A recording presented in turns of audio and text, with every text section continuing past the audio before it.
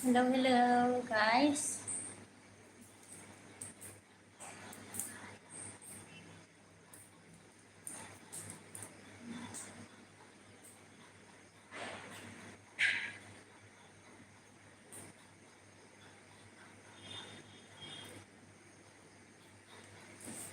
Because bahasa India Bungde Bimnang because Makobar Singalaza Hi bahasa good evening good evening Singalagai Ma खबर bahasa India खबरा मोजाङैनो दंथ'यो नोंनियालाय माबोरै दं बिकासआ लाइक होबाय bahasa India thank you बिकास गोजोननाय थाबाय आगै ओमफ्राय नागाया hello hello नागा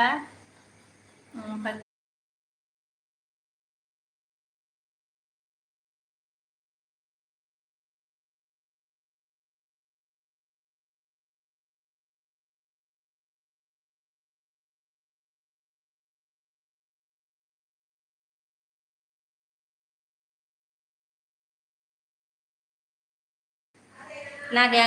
ओंखाम जाबाय होनदोंना ओंखाम जाथ'वाखै नागा ओमफ्राय जोंहा सिंगेलागे लाइक दान दे बिमा होनबाय थेंक इउ सिंगेलागै ओमफ्राय नागाया जा मान कर नेटवर्क खराब है क्या आपका बोल के हंस रहा है हाँ नेटवर्क प्रॉब्लम था नागा जी ओमफ्राय दिल्लीबा मानखौ गुड इवनिं विथ लाइक दान अपी ड्यूटी जाने वाला है मैडम जी बोला है अपी जाने वाला है okay Dilip ji good evening Dilip like that thank you Raja Manke hello guys hello good evening Biman Berna Rajwa good evening Raju Raju Pipa good evening Zida Zaman ke सुहागरात कैसे मनाता है ये तो मतलब जब शादी करेगा पता चल जाएगा जिद सुहागरात मतलब सुहागरात कैसे माने मतलब मानता है ओमफ्राय बिकासआ मानखो जा मा गल गल जाखो बाजै होनदोंना हा गल गल जादोंमोन बिकासआ गै ओमफ्राय जोंहा मा प्रसेन्ट हाय होनबायना हाय प्रशान्त ओमफ्राय जोंहा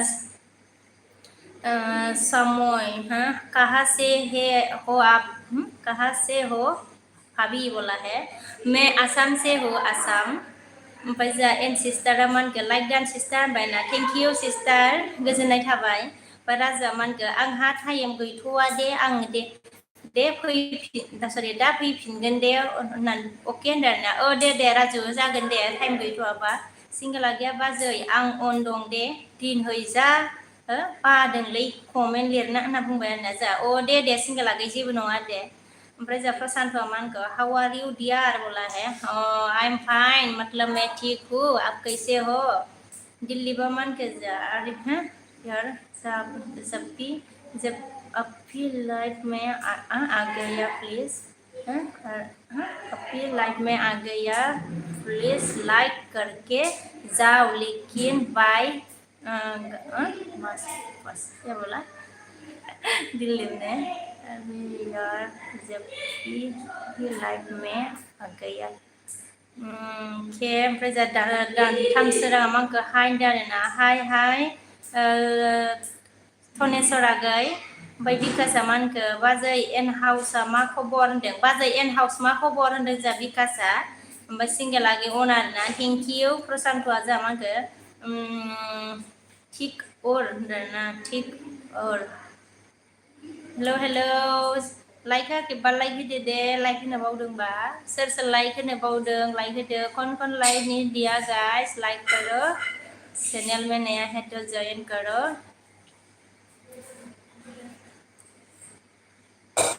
हेलो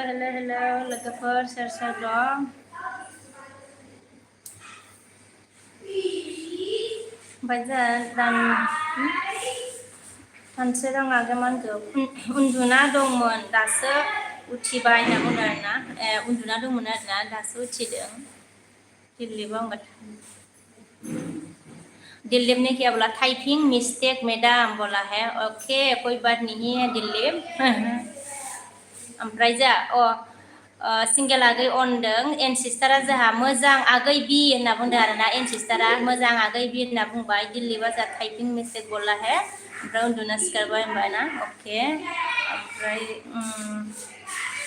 रसन बिया हाय बोला है हाय सिंगेल आगै अन आरोना थेंक इउ सिंगेल आगै बिकासा जा मोजाङानो जानांगौ हाउस बाजै होनना बुंदों मोजाङानो जानांगौनो ओमफ्राय जोंहा कानसोरां आगैया मा होनखो बाबुआ मा खालामदों होनना बुंदों आरोना बाबुआ लेखा फरायदों ओमफ्राय जोंहा रसन भी हाय सिस्टार बोला है हाय सिस्टार बोलो या ब्रदर बोलो सिंगेल आगै अन हेलो गाइस कौन है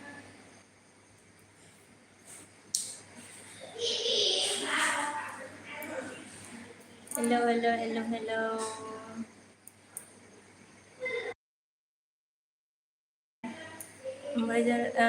कहाँ से हो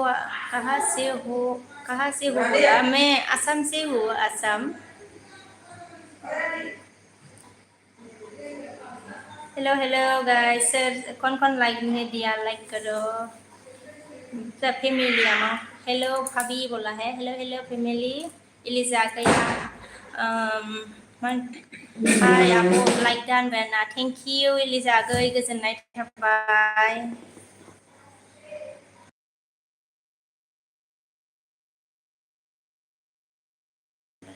ओमफ्राय जोंहा सिंगेल आगैया मानखो बाजै आं मोनसेजों फैनालाय होना थांनोसैलै दे ओंख्रि संग्रोनि होनना बुंदों आरोना दे सिंगेल आगै जागोन दे ओमफ्राय जोंहा इलिजा आगैया मा होनखो दिनैसो फैदों आं होनदों दिनैसो फैदों आरोना अबाव थाङामोन इलिजा आगै ओमफ्राय जोंहा एन सिस्टारा बि आगै होनना बुंबाय आरोना बि आगै होनना बुंदों एन सिस्टार अन थेंक इउ ओमफ्राय जोंहा इलिजा आगैया मा होनखो एन मादै हाय होनना बुंदों आरोना इलिजाया एन मादै हाय होनदों रजे सना फैदों जोंहा आब' सना लाइक दा होनना बुंदों आरोना थेंक इउ रजेया सना गोजोननाय थाबाय आगै ओमफ्राय जोंहा फेमिलिया मा होनखो भाभी जी बेड में चलना है भाभी जी बाद में चलो ना लेट हो तो है बोला है दिबल जी ओमफ्राय जोंहा माखा इलिजा गैया नागा नोंनि एलबियाव आब' सरि नङा नोंनि एलबियाव आब' होनना बुंदों आरोना आंनि एलबियाव आरोना आगै अके इलिजा आगै दहायनियालाय दहाय होदोंमोन ना आङो हनुमाना जा आई लव यू बोला है I love you too Hanuman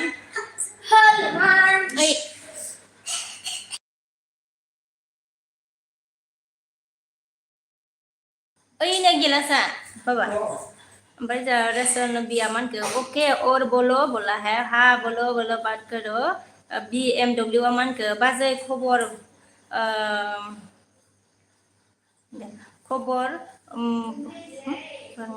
बाजै होनना बुंदों खबरा मोजाङैनो दंथ'यो आंना BMW नोंनिया माबोरै दं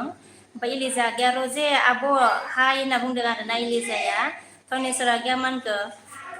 कन्टिनिउ फ्राय फुंनि र' होनदों मा होनखो सरि सानफुंनिफ्राय फुंनि र' होनदों ओमफ्राय मायामा आई एम फ्रम मणिपुर ओमफ्राय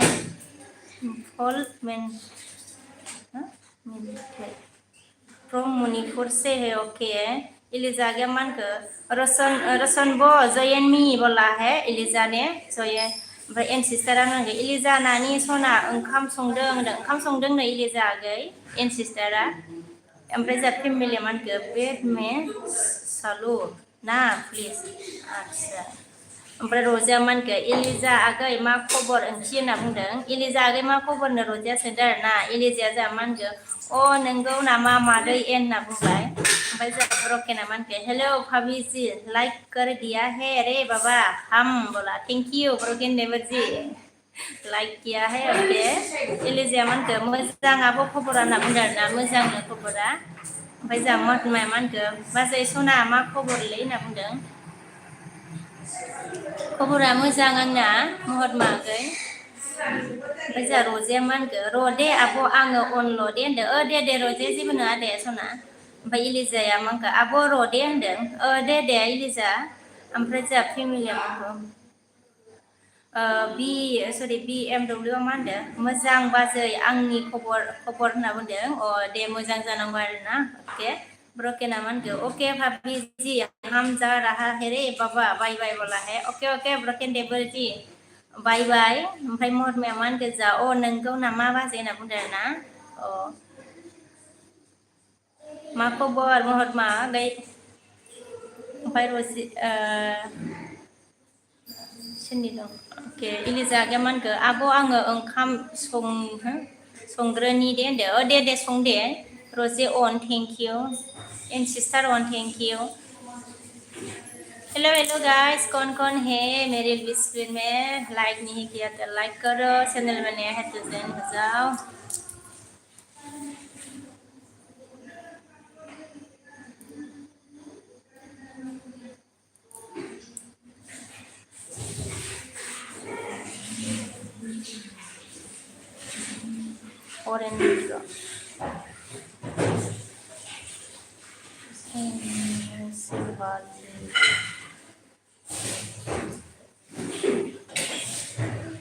orange क्या बोला रे ऑरेंज से वाली लवलिक्स हाय बोला है हाय कैसे हो बोला मैं अच्छी हूँ लवलिक्स ओमफ्राय जा फेमिली में बोला है लवलिक्स आप बोला है मैं ठीक हूँ लवलिक्स आप कैसे हो बोलो ओमफ्राय खोरबि एमा मानखो इस फाग्लिया फैलायबाय नामा होनना बुंदों आरोना फैलायबायहाय ओमफ्राय मा होनो दिपकआ हाय होनना बुंदों आरोना हाय दिपक ओमफ्राय जोंहा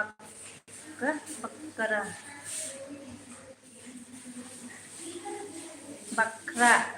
manke hello berna hello Rose on thank you mixa manke so ni bola hai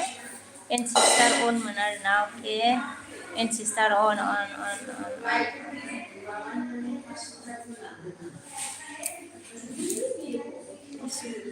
Kro amang ke yusa khangakhai matho message alai hello sukru manke owner okay thank you ओमफ्राय जोंहा दिपकआ मानखो लाइक दानदो आरोना थेंक इउ दिपक मेसेजआलाय माबेयाव बेलेग जाखोब्रा नायमारा जा बकरा ने क्या बोला है मैडम बोला हाँ बोलो नायमारा हाय बोला है हाय अनिरा मागे लाइक दान बाजै थेंक इउ आगै सिलागाङा जा हाय बेरना हाय सिलागाङ आगै दिपक लाइक दान थेंक इउ सिलागाङा आब' गोदै होनना बुंदों बुंदो दे आगै गोदै सिलागाङ एनजिया मोनखो जा हेलौ होनदों आरोना हेलौ एनजिया सिस्टार होनना बुंदों बुंदो दे ब्रादार ओमफ्राय जोंहा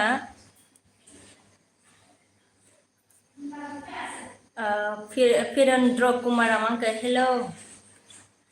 हेलो मैडम आप नेपाली हो नेपाली हो गया बोला है मैं नेपाली नहीं हूँ सिलागाङा गैया मा ओंख्रिया बनदारना ओंख्रिया लाफा जोंनिया सिलागाङा गै जानायनायनो लाबोदों थावना थावाथाय दिपकआ मिनिदों दिपकआ जा फान्थाव होनना मिनिदों आरोना ओके ओमफ्राय दिपकआ जा फान्थाव होनना मिनिदों सुसिना जा गुड इभिनिं दाना गुड इभिनिं ओमफ्राय जा दिपेन्द्र मानखो हाय बोला है हाय ओमफ्राय जा सुसिना हाय बोला हाय दिपेन्द्र बेबी बोला ना के ओमफ्राय सुसिना हाय बोला है आंहा मैया फुजायाव मा जादोंहाय सनाफोर सोर दं लाइक होदो दे बिजनि मेलायाव बिराद सिखाव दंहाय जारलासो बिराद बिजनि लक्षि मेलायाव देन्जार सिखाव मालाफोरखौनो ओरै माबानानै खारलाङो माला सना गाननानै बेरायनो हायाखैब्रा जोङो मैया ओमफ्राय जों गुड इभिनिं दाना सुसेना गुड इभिनिं ओमफ्राय दिपेन्द्र जों मंका हाय दाना हाय बोला हाय बेबी बोला है ओके हाय बोला ओके सुरजीत जा आप किधर से हो बाबू बाबू बोला है मैं मतलब असम से हूँ असम बंगाईगांव सुरजीत ओमफ्राय जों Alberto amangka hai item bola Dipok'a मा खबर बाजै सना होनदोंना खबरा मोजां आंनिया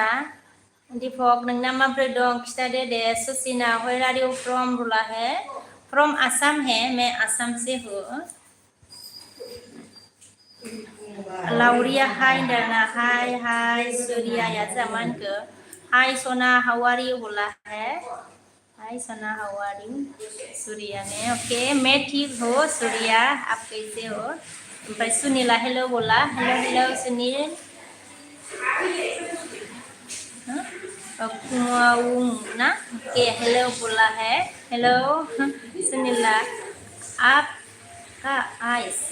आपका आइस कैसी है मेरा आइस कैसी है पता नहीं मेरा आइस कैसे होगा अरुणा हाय बेरना हाय अरुण ओमफ्राय जाओ अंकिता हेलो होनदोंना हेलो अंकित दाउखुमैया जोंहा लाइक दानलै बाजै गावदां होनना बुंबाय आरोना थेंक इउ दाउखुमै आगै गोजोननाय थाबाय ओमफ्राय जों इउ आर नर्थ इस्ट बोला है इउ आर हा जी हा ओमफ्राय जोंहा मा होनो जजेफा बाजै मा खबर होनदों आरोना खबरा मोजां आंनिया जजेफ अरुणा जोंहा बिदि खालामबाय आरोना अके सुनीला जोंहा अच्छी है आइस बोला है अच्छी है आइस बोला के थेंक इउ इन सिस्टार वन आरोना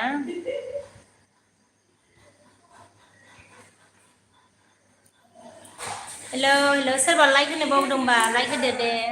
ओमफ्राय जोंहा दीपकआ रजे मा खबर होनदों आरोना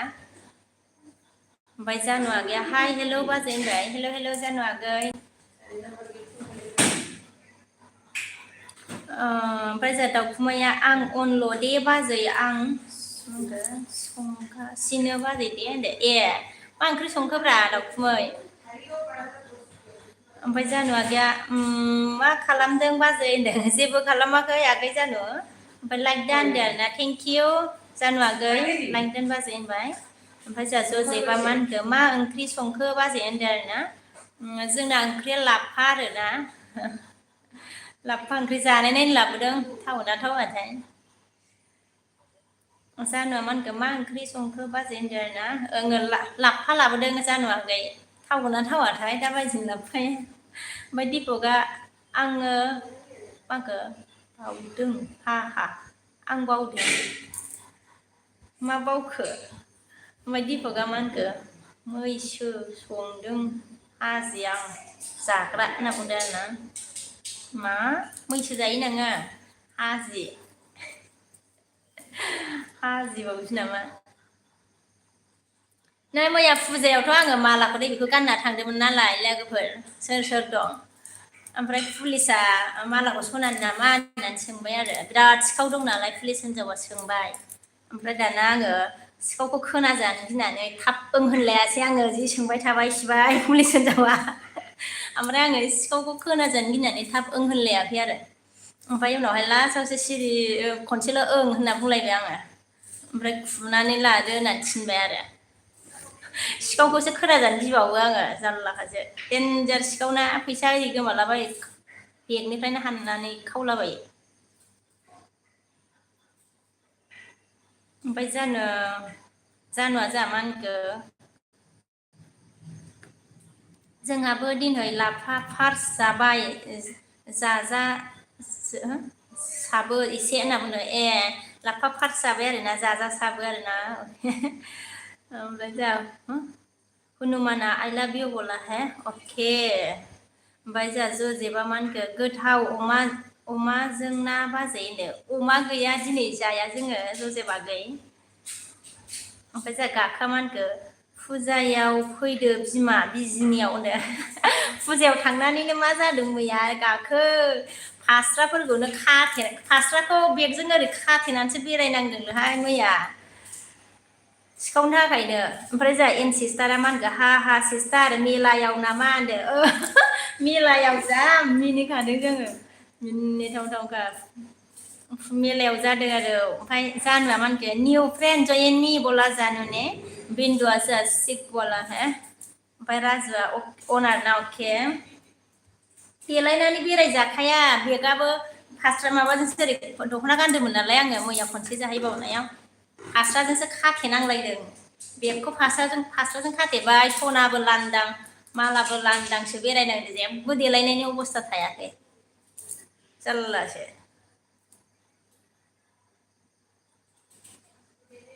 ओमफ्राय जानुआ मा होनखो बिजिनियाव हरनो जायगायानो गैया मा होनखो बिजिनियाव हरनो होनदों बिजिनियाव हरनो जायगायानो गैया इयाव होनदों आरोना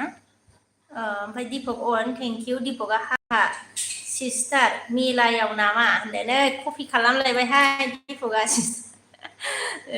सिस्टार गाखो मा होनखो बै गिदिंग्रायाव मोसाफैदो होनना बुंदों आरोना गिदिंग्रायाव मोसाबावनांगौमोनहाय मैया मोसाबावनो नागिरदोंमोन फिर अयथासार फिरमोन ना होनदो एन सिस्टारा हा जारलासोहाय होनना देनजार मिनिथावथावथा ओमफ्राय एन सिस्टारा जोंहा रागा जोंहरबाय हाजि होननानै रागा जोंबाय नै आरो फिरफिलायाबो मा जादों जोंहा बिजनि मेलायाव जोंखौ अबेबा गोजाननिसो सानखो ना माखो जायगाखौ मिथिया सानदों खोमा आरोना ससेल' गाखोनायखौनो जोंखौ माखैबा ओरै फिदिंलायनानै 50 थाखा लाबावबाय जादोंहाय जोंहा बिजनियाव मेला जानो थांनाया जारलासो ओमफ्राय जिउनाङा जोंहा मा होनखो बाजै सना मा खबर होनना बुंबाय खबरा मोजांथ' आंना जिउनां नोंनिया माबोरै ओमफ्राय जोंहा दिपकआ रागा जोंनानै हाजि होनहरलायबाय नै हे सर जि जोंहरबाय दिपकआ उल्थासो जोंहरलायो गावहासो ओमफ्राय वाइजिया मा होनखो hello' sister me from Meghalaya and you from where बुंदों होनना बुंबाय आरोना अके आप मेघालय से है ओके फ्रॉम मतलब मैं आसाम से है आई एम फ्रम आसाम मतलब ऐसे ओमफ्राय जोंहा जिउनाङा मा होनखो आंबो फैदों होनदो नोंबो फैदों आरोना अके थेंक इउ जिउनां जानुआ जोंहा आयु ससमा ना मा हरखो जानुआ गैया अन थेंक इउ जिउनाङा मा होनखो आंहाबो मोजां नोंनि अननायाव होनना बुंबाय आरोना मोजां आरोना अके एन सिस्टारा मा होनखो जा सिस्टार थाथ'दो आङो सार्च होनो आं होनदों दे एन सिस्टार जेबो नङा दे सार्च होना ला दे दाउखुमाया मा होनखो र' नों हाफां होनना बुंबाय आरोना दाउखुमाया जोंहा ओमफ्राय एन सिस्टारा मा होनखो ओंखारलांसै सनाफोर होनना बुंदों आरोना जोंहा सिस्टारा ओंखारलांसैनो सनाफोर ओमफ्राय जोंहा अमृत गयारिया मा होनखो मा ओंख्रि मा ओंख्रि जाखो आब' होनदों आरोना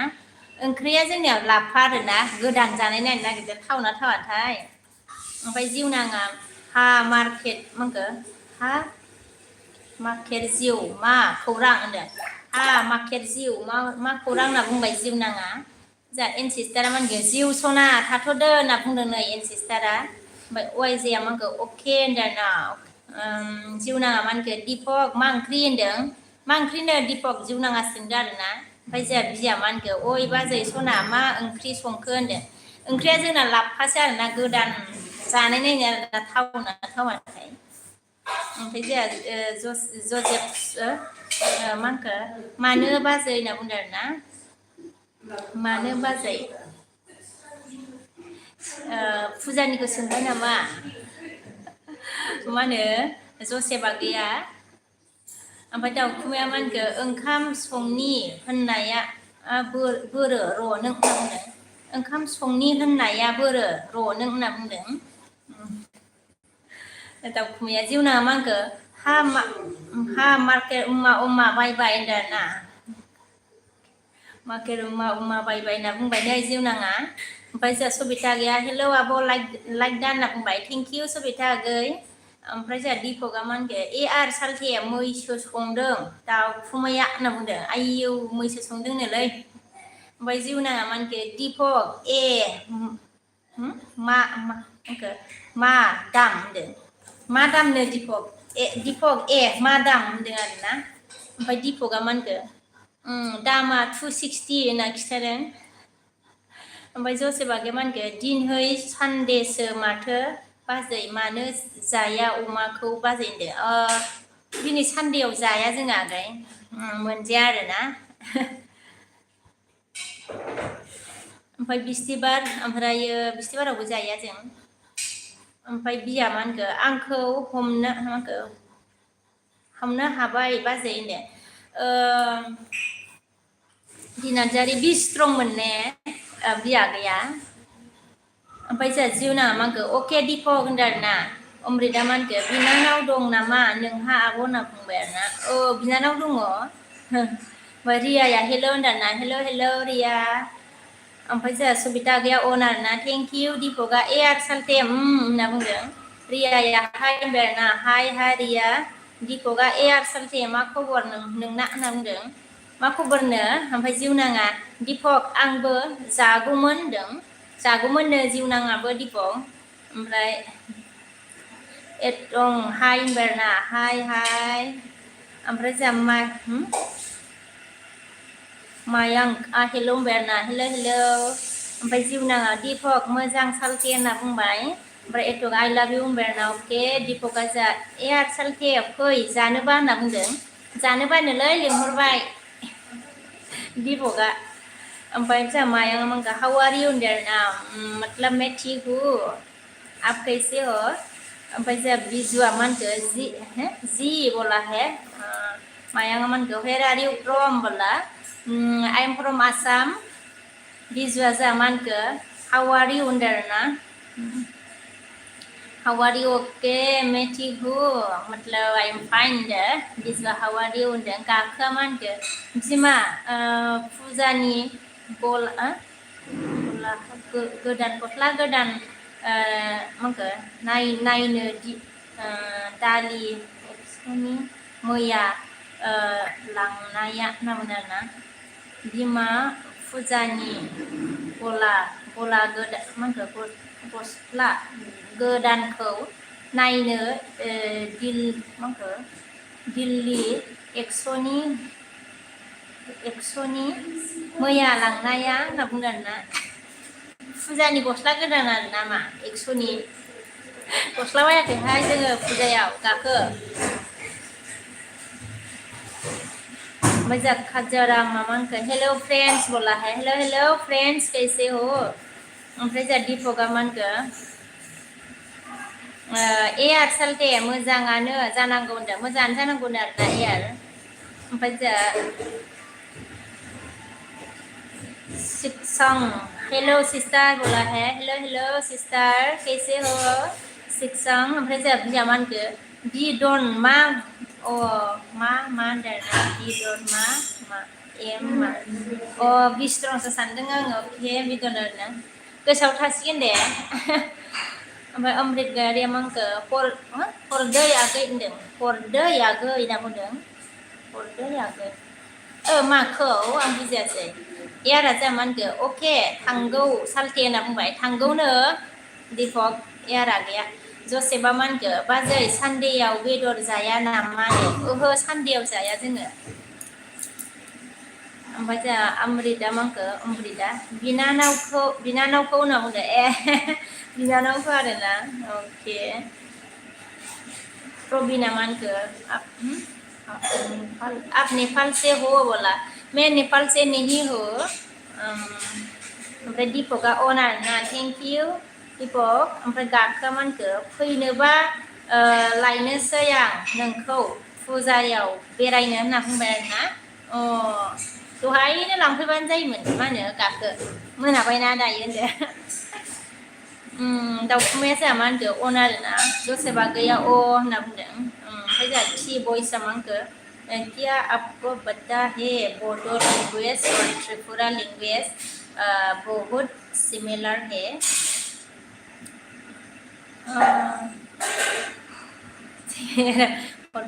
okay thank you air thank you so much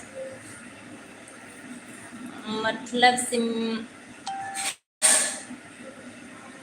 बोरो और त्रिपुरा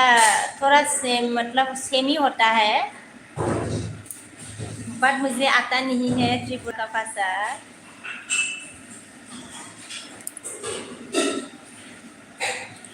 थैंक यू यार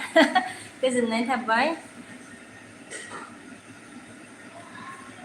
ओमफ्राय जोंहा मा थ्री बॉयज मुझे नहीं आता है हाँ थोड़ा सेम है बता है ओमफ्राय यारा जामानखो उनाव सोना हरबावगोन बाजै सना होनना बुंदों आरोना अ जागोन दे आंबो होमबानो आंबो हरबावनांगोनलायदो यार जागोन दे थेंक इउ सापर्ट होनायनि थाखाय यार ओमफ्राय जोंहा जसेबा मा होनखो बाजै सना आंबो ओंख्रि संनोसै होनदों अ मा ओंख्रि संगोनहाय जसेबागै ओमफ्राय जोंहा दाउखुमाया मा होनखो आंनिसो नोंनानावा बाजै रावनोबो दाहर ओमफ्राय मा होनखो दिगदार दं खिन्थु होननानै मिनिलायदों आरोना जागोन दे दाउखुमाया आगै ओमफ्राय जिउनाङा हाय हेलौ होनना बुंबाय आरोना हेलौ जिउनां ओमफ्राय दिबेश ब्रह्मआ दिबेश बे दासो आब' आंहा होनदो जेबो नङा दे आगै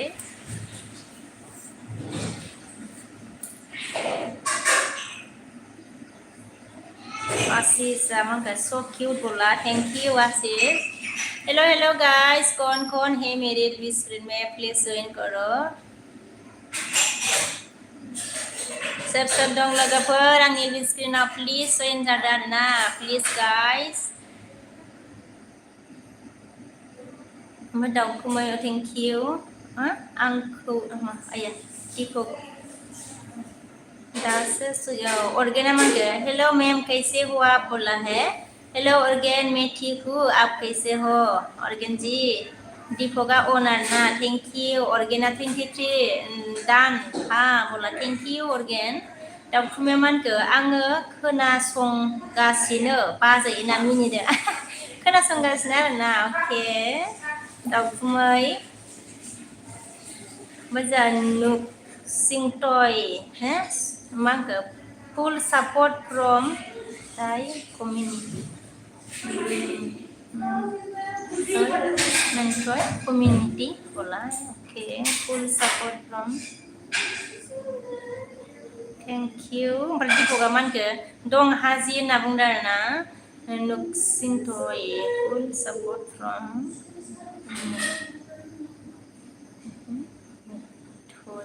community okay thank ओमफ्राय फुल सापर्ट सब यही है ओके ओमफ्राय जोंहा दुर्गा बसुमतारिया हाय होनना गाबदों आरोना सोर जाखोलै दुर्गा बसुमतारिया मानो गाबखो दुर्गा ओमफ्राय जोंहा बुटुला अफिसियला मानखो कहाँ से हो बोला मैं आसाम से हूँ ओमफ्राय जोंहा okay full support okay from मिटय कम्युनिटी ओके ऑर्गेना मानके आरजे किधर है मैम बोला ओ आरजे आया था बात अभी बता नहीं कहा है ऑर्गेन आरजे ओमफ्राय जोंहा जिउनाङा अन थेंक इउ दिबेशा मानखो मा ओंख्रि जाखो आब' होनदों आरोना ओंख्रिया माबा जोंनि आगै लाफासो आरोना गोदान ओंखारनाय जानाय नायनो नागिरदों थावना थावा ओमफ्राय जोंहा बुटला मानखो चाइनिज हिन्दी भाई बोला है चाइनीज हिंदी भाई ओ मैं चाइनीज नहीं हूँ बुटला ऑफिशियल Sing to क्या बोला रे full support okay from okay full support Badi Pokon thank you Tyson hi Berna hi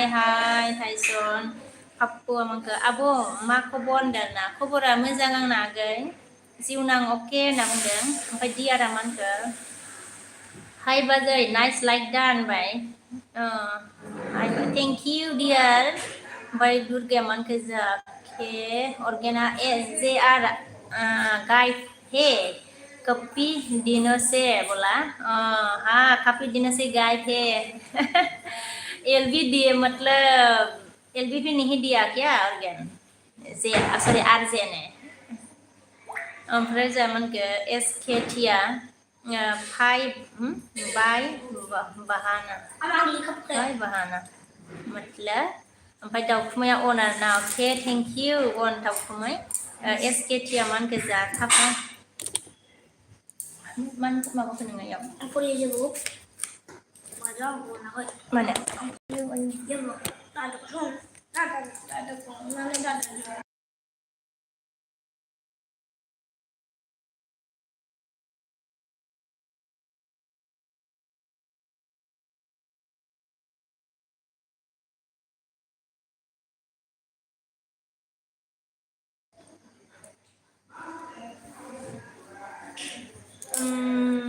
Okay, dokumen. Okay, ओमफ्राय जामांखो थाफाय को घर कहाँ हो दीदी SKT थाफाय को घर कहाँ हो दीदी थाफाय को घर कहाँ है दीदी SKT आप कहाँ से हो ओमफ्राय जोंहा जसेबा मानखो बयलारजों बेलाहि बाजै बाय बाय होनना बुंदों दे बाय बाय आगै गोथावानो आरोना ओंख्रिया अके जसेब आगै गोथाव ओंख्रिया ओमफ्राय इलिजा आगैया मानखो SKT जइन मी बोला इलिजा ने SKT मानखो जा सब्सक्राइब गोलू दीदी होनदो सब्सक्राइब गोलू मतलब सब्सक्राइब किया है गोलू को समझ में नहीं आ रहा है SKT सब्सक्राइब किया है थैंक यू SKT ओमफ्राय जोंहा दिपकआ मानखो मा ओंख्रि संखो बाजै होनदों ना ओंख्रिया लाफा जोंनिया दिपक लाफा ओंख्रि होनदों इलिजाया मानखो आब' आङो ओंखाम संग्रोनि दे र' होनदों आरोना दे संग्रो दे SKT मानखो जोंहा सब्सक्राइब करना दीदी बोला है आपको सब करना है ओके थैंक यू मतलब मेरी वीडियो में कमेंट करके जाइएगा SKT आपको मैं बैग रिटर्न करूंगी SKT social education hello here best बोला है हियर बेस्ट बोला है ओके ऑर्गेना मांगो आरजे को बोल देना मैम ऑर्गेन बहुत गुस्सा में है और तुम्हें पिटाई मिलने वाला है करके बता देना है ओके मैं बताऊंगी ऑर्गेन टेंशन मत लेना जब आरजे आएगा ना मैं बता दूंगी ओके ऑर्गेन बायदि बे सामान के जा आदाया मा मावो आब' होनना केम' फनदों ना आदाया मा मावा आब' आदाया मा मावा आदाया मा मावा आब' होनदों नोंदाया मा होनो डिपार्टमेन्टआव मावो आरोना आगै दिबेस ओमफ्राय जोंहा दिपकआ मा होनखो बाजै बाय बाय दे होनना बुंदों आरोना आदसा दे दिपक ओमफ्राय जोंहा ससियेला मा होनखो लुकिं लाभलि डियार बोला है okay thank you social education ऑर्गेना मा होनखो SKT क्या बात है बोला है क्या बात है पूछा है ऑर्गेन ने Sarabinandra Sahala हाय कैसे हो SKT अमन के मैं नेपाल से हूँ बोला है आप नेपाल से है ओके डियर अमन का खाना खाया है बाजेंडं खाना नहीं खाया है देवरजी डियर ऑर्गेन अमन के SKT नेपाली है ना बोला है ऑर्गेन ने पूछा है मतलब भाई सोशल ने क्या बोला लाइक डन यार बोला थैंक यू सोशल एसकेटी ने क्या बोला मलाई सब्सक्राइब ने ना नहीं दीदी बोला मलाई मुझे नेपाली नहीं आती है एसकेटी ओमफ्राय जोंहा क्रिटेसा मानके हेलो बोला हेलो हेलो क्रिटेस हाय बोला है हाय हेलो हेलो ये तो मतलब आपका नाम मैं क्या ये बोलूँ मुझे तो नहीं आती है एसकेटी अमन के जा मोहन नेपाल अच्छा मोहन नेपाल बता हो दीदी को हाय कहाँ बताओ हाय कहाँ बताओ मोहन नेपाल बता है दीदी को मोहन नेपाल मुझे नेपाली नहीं आती है एसकेटी डांस थानसोराङा मांखो जा दासो मोनफैबाय होनदोंना डिउटिनिफ्राय होनदों खोमा ना डिउटिनिफ्राय साख्रिनिफ्राय होनदों आरोना अके थानसोराङा गै ओमफ्राय जा अर्गेना मानखो को फेनक को एसकेटी बुजेन्नानी बोला है ऑर्गेन ने बता दिया है बुजेन्नानी ओके ओमफ्राय जा सोशल मानखो हेरा दिउ प्लेस नेगेटिव प्लेस एसकेटी मानखो जा उन्ना दीदी मेरा मोबाइल हंग सल जा मुझे नेपाली नहीं आती है ओमफ्राय जा जसेबा मानखो बाजै बाय बाय होनबाय ओके बाय बाय जसेबा गै एसकेटी मानखो मेरा मोबाइल हंग सल जा फिर खेलेना साल जा दीदी फिर खेलेना दाउखुमै अन थेंक यू खोरोना मानखो लाइक होबाय दे आब' होनबाय थेंक यू खोरोना गै ओमफ्राय जा जेके रय हाय हेलो हाय बोला है हाय जेके ओमफ्राय जा एसकेटी मानखो सफाई ले खाना हो गया दीदी बोला खाना हो गया दीदी मतलब खाना खाया कि नहीं खाया पूछा क्या रे नेपाली भाषा नहीं आती है हिंदी में लिखो एसकेटी हिंदी आती है ना ओमफ्राय है मैं नेपाली हूँ बोला हाँ मैं नेपाली हूँ बोला है ओके आप नेपाली है ओके ऑर्गेना मानखो जा आर बुजदायना एसकेटी होस्ट के नेपाली लिंगेस ना जेखिया मांको हेलो कहाँ से है बोलो अंदरना मैं असम से हूँ ओमफ्राय जा एमा मानखो हाय गुड इवनिंग सिस्टार होनबायना गुड इवनिंग एम ब्रादार ओमफ्राय जा एसकेटी मानखो आप सब लोग का घर किधर है बोलो तो बोल दो ना दीदी बोला आप सब लोग का अच्छा मेरा घर मतलब असम में असम बंगाईगांव में है एसकेटी ओमफ्राय ओके दीदी कहाँ हाला नेपाली आना ओके दीदी का पहला नेपाली आना बोला है एसकेटी ने ओके पहला नेपाली आना पहला ओमफ्राय मेदाना मानखो हाय होनबायना हाय मेदान ऑर्गेना मानखो एसकेटी ब्र नेपाली नालेकनु होस्ले बुजेन्ना हाव दानसोराङा मानखो जा आदाया मा मावो होनना सोंदों आरोना नोंदाया डिपार्टमेन्टआव मावो थानसोराङाखै ओमफ्राय ऑर्गेना हा एसकेटी ब्र बोला सोशल मानखो hello give me my question Darna give me my question ra ge he eske tiaman ke za sahe ke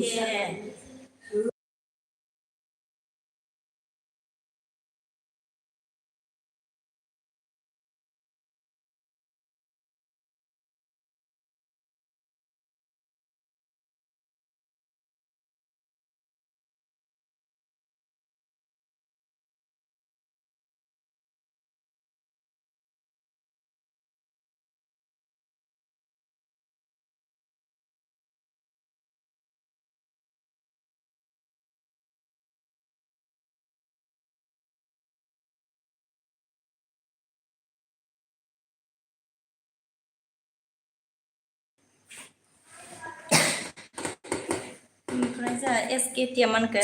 ha Sosela hello okay SK tini ke bola sahi didi bola hai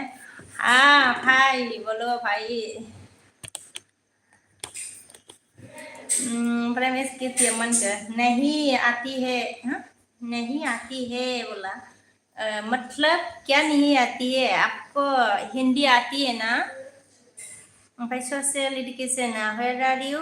native place ना मतलब मैं आसाम से हूँ आसाम बङाइगाव ओमफ्राय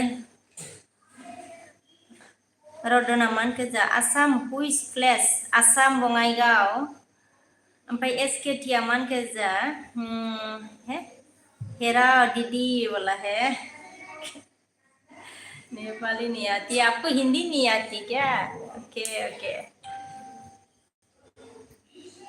ओमफ्राय जोंहा मागो Ajaya hello बाजै सना मा मैगं जाखो रा बाजै सना होनदों ना ओंख्रिया जोंना माबा लाफासो आरोना अजया आगै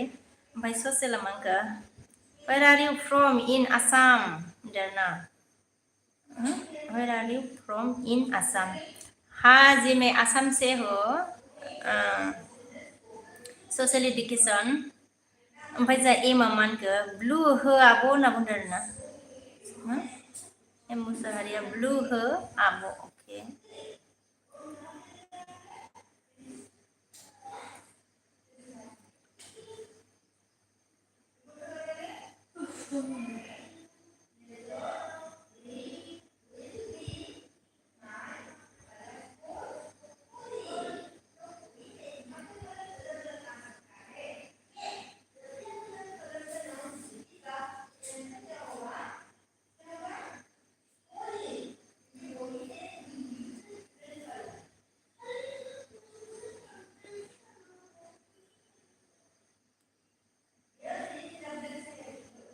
या थांखो एवले माथो गैयालै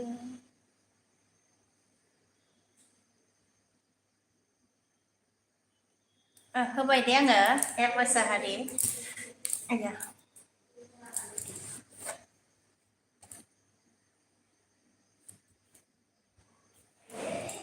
okay मेसेज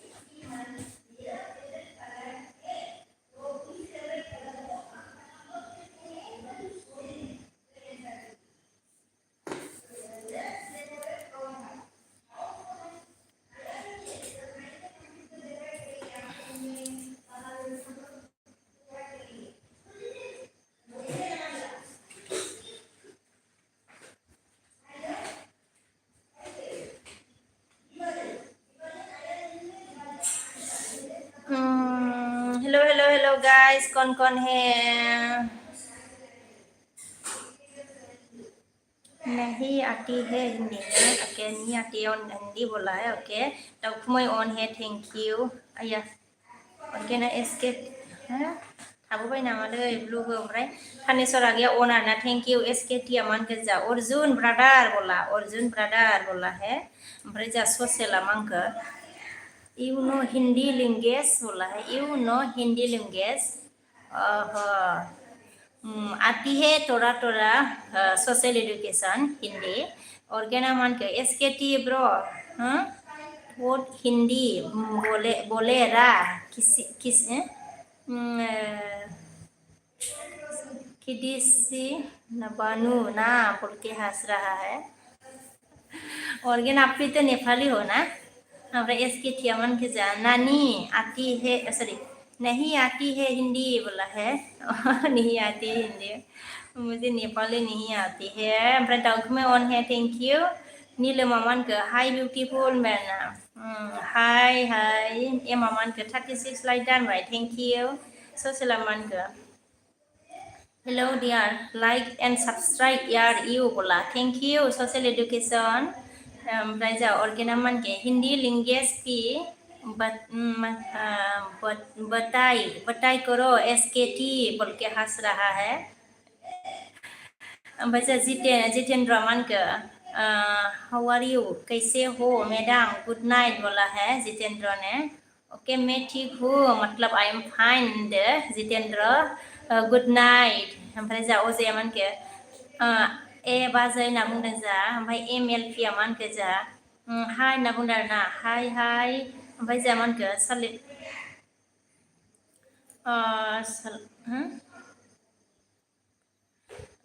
सालगन्ध बार्ड ना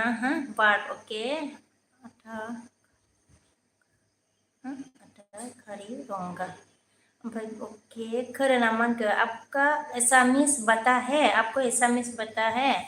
एसामिस भी थोड़ा थोड़ा है आती है ज़्यादा नहीं आती है किरण करना हा मिनिजा निमोला मजा मन के हाय खानसी यू आर बोरो राइट बोला है हाँ मैं बोरो हूँ नीलम सालगन किबारा एमा जामान के सिस्टार लिरनाया आब'सो लिरफ्लांदों होनना बुंदों जेबो नङा दे ओमफ्राय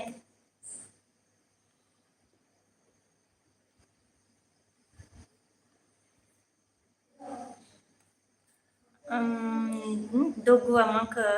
ओके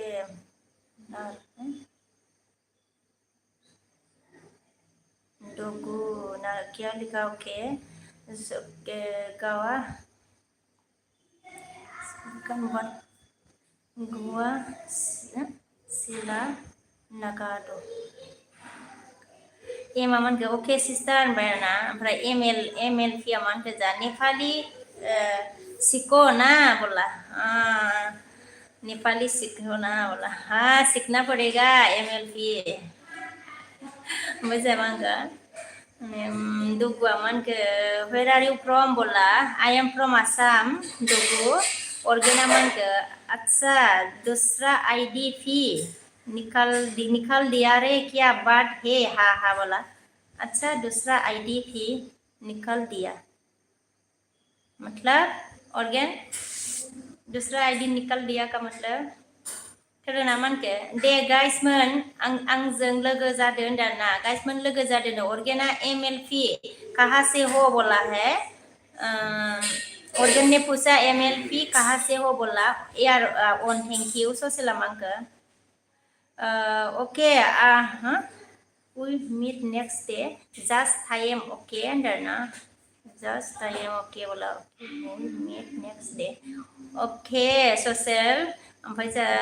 यारा ओनर ना थैंक यू यार थैंक यू ए मामान के social education she is from Assam Chirang district बोला है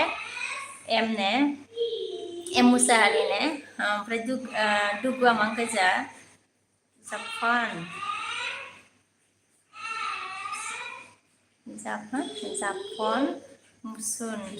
मुसुनुस kere ओमफ्राय दुनुआ मान के हाय बिके बिमा सना मांखो डार्लिं बेरना हाय दुनु कलिजा ओमफ्राय यारा जा ऑन थैंक यू एमएलपी मान के नेपाल बोला है दाउखुमै on thank you Dogua manke ke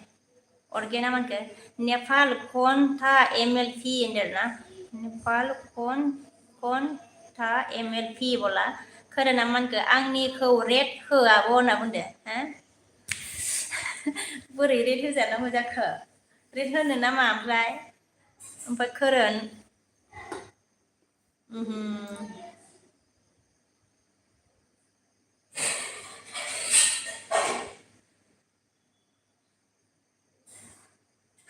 थांखो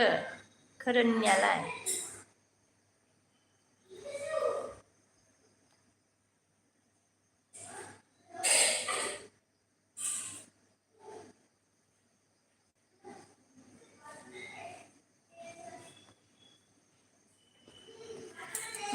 ओमफ्राय आङो दे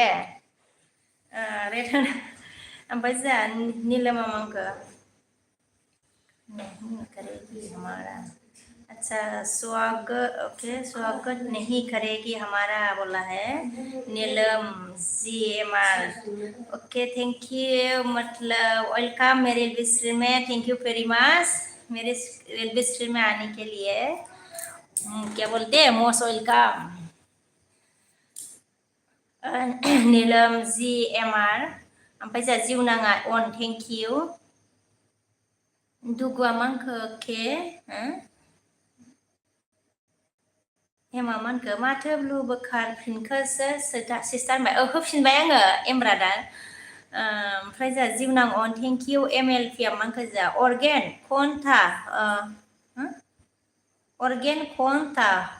हो मेरु रूफान देही होनदोंना रूफान देही बोला है MLP ने दाउखुमाया जामा आंखो ओंखाम संदों बाजै सनादो ओंखाम संदों आरोना दे संबाय था दे ओमफ्राय दुगुआ मांखो Where are you from? Japan or China? मैं जापान से भी नहीं हूँ और क्या मैं जापान और चाइना ना चाइना से नहीं हूँ मैं आसाम से हूँ आई एम फ्रॉम आसाम दोगो ऑर्गेना मेरा फल्फा MLP बोला है मेरो फल्फा MLP बोला है ओमफ्राय जोंहा जिउनां अन थेंक इउ MLP मानखो फाल्फा खा बोला है दाउखुमै मानखो ब्लु हो बाजै लोगो जानो आं होनना बुंबाय आरोना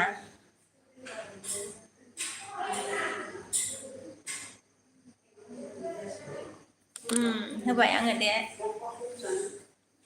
अर्गेना मानखो काहेरे MLP बोला है SKT मानखो सॉरी दीदी मेरा घर में बत्ती गई खुशियों के क्यों सॉरी बोला SKT ऑर्गेना मानके टोपी कहा बता हो टोपी कहा बता हो बोला है ऑर्गेन ने जिउनाङा बाजै आङो ओंखारथ'बाय दे होनना बुंदों ना दे जिउनाङा गै ओमफ्राय MLP मानखो नेपाल नहीं हो बोला है नेपाल नहीं हो सॉरी नेपाल नाय हो बोला जिउनाङा बाय बाय ना बाय बाय जिउनां SKT मानखो दीदी मन ऑफ सनजू है ना ऑर्गेना मानखो बुझे ना को फेनु को MLP बोला है नहीं आती है रे नेपाली गाइस में ओमफ्राय जिउनाङा bye bye man okay bye bye ससेला मानखो Hindi language are most beautiful language. They are in Hindi, so you can learn their बोला है Hindi language are most beautiful language. हाँ जी social education. ओमफ्राय जा ऑर्गेना मांगो सिर्फ अपना ID में ब्लू दे रखा है आहा अच्छा आपको भी चाहिए देना पड़ता है ऑर्गेन जी ब्लू देना पड़ता है आपको ब्लू दे दो ऑर्गेन ओमफ्राय दुगुआ मान गोजा from Palestine freedom for its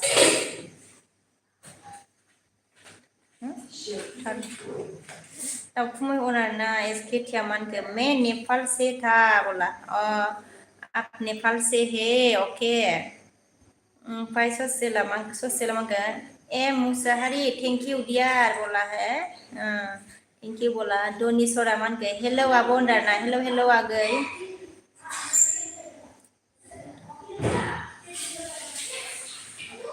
तबीर बाद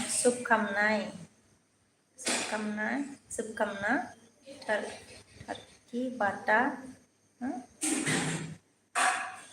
subkamna बोला है फिर dulu baca imaman ke social education most welcome बोला है M Musahari ने social education most welcome बोला dua K baca Pune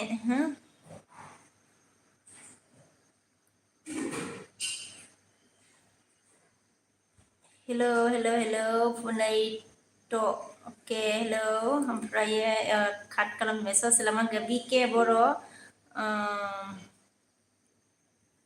BK Boro we meet in Assam in Sirang district okay Nana okay the social education oमफ्राय मानके organa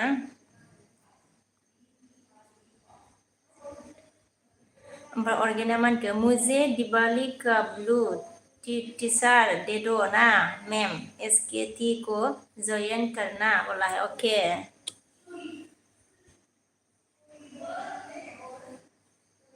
dahlia organ Diwali का मतलब blue teacher okay ससला मन के hello you know बोला है ओमफ्राय SKT मन के hello दीदी बोला हेलो हेलो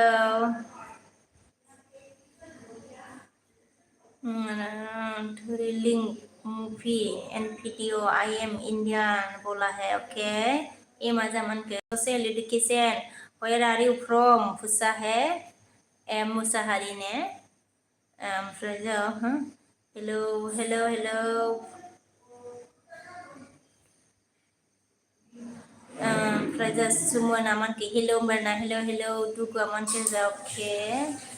शुभकामनाएं तबकीर बात शुभकामनाएं बोला है ओके ओमफ्राय SKT मन के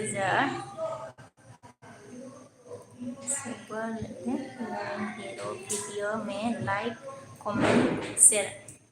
सभी लाइक लिंक हीरो वीडियो में लाइक कमेंट शेयर सपोर्ट कर देना बाना ना दीदी ये बोला है ओके आपको SKT आप मतलब आपका वीडियो को करना मतलब लाइक कमेंट शेयर करना है ओके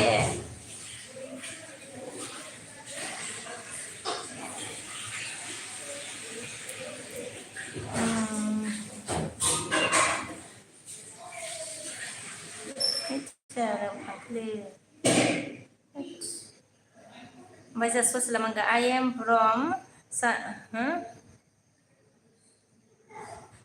from Chhattisgarh बोला है सोशल एजुकेशन ने बाचा SKT मन के आप नेपाल के अंदर में हो दीदी आप नेपाल के अंदर में हो दीदी बोला है नेपाल के अंदर में है ओमफ्राय SKT ऑर्गेना मान के मैम बोल देना तुर्किश को आई एम फ्रॉम मैम बोल देना तुर्किश को I am from Thailand Assam state Cebu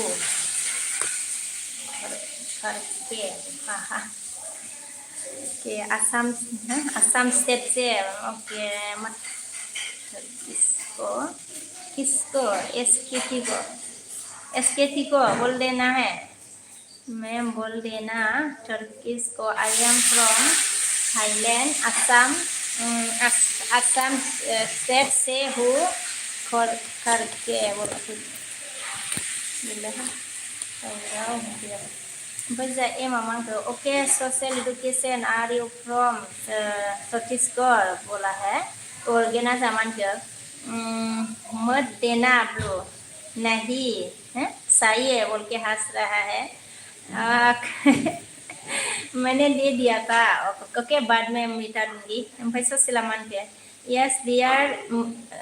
yes dear M Mushahary बोला है ओमफ्राय जा दाउखुमै मा होनखो SKT जालक साबधान okay return back please check the comment okay बोला है SKT आपको सब किया है दाउखुमै ने रिटर्न करने को बोला है और क्या नाम के जा सभी अब SKT क्या बोल रहा है तुम्हें बता ही है क्या नहीं बता है ऐसी बोला जा रहा है तुम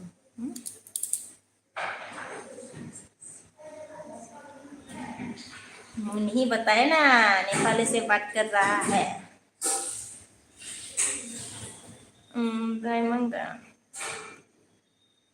इमामान का के सोशल एजुकेशन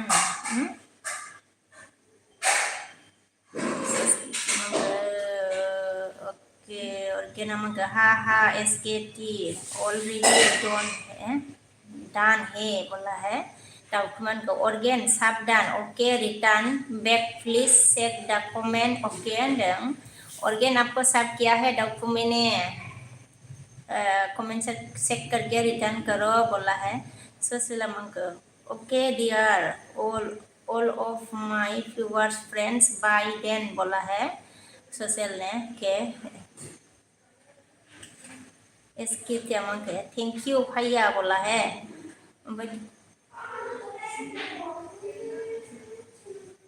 ये मामा के सोशल एजुकेशन बाय देन बोला है इसकी क्या यस दीदी बोला है प्रमोदा मान के हेलो बाजै सोनांदर ना हेलो बिबना सोना प्रमोदा मान के पीके बाजै लाइक डान बेरना ओके थैंक यू आगै प्रमोद फाइस मान के it was teacher meeting you ना मान के थैंक यू ऑर्गेन बोला है 1 GB हाय बेरना हाय इसकी क्या मान के जा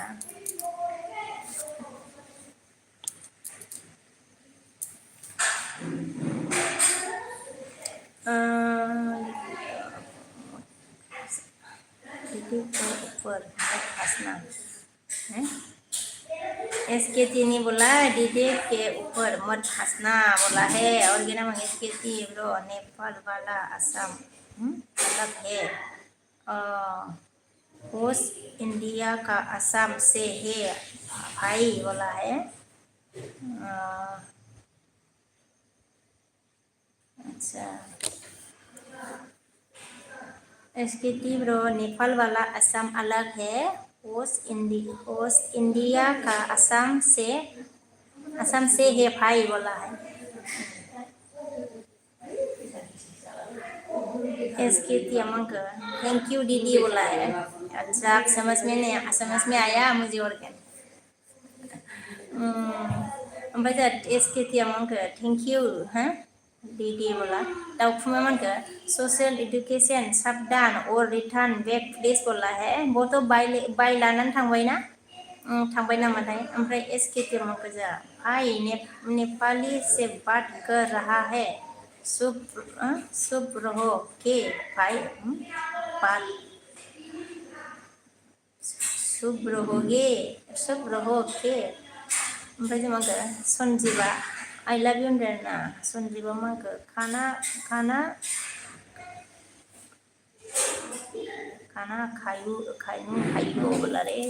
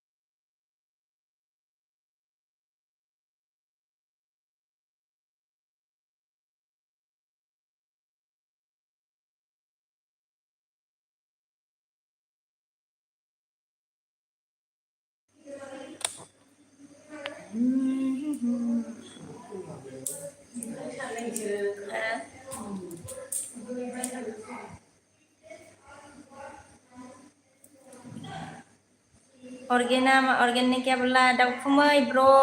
195 बैग डन ओके आपका वीडियो में कमेंट भी डन हो गया बोला है ऑर्गेन बाबा दाउखुमै ऑर्गेन ने मतलब रिटर्न किया है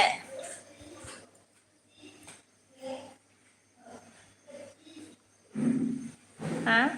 लिस्टिया मन के बाय थांनोसै बाजैनो आयु माला फैनायमोनहाय दे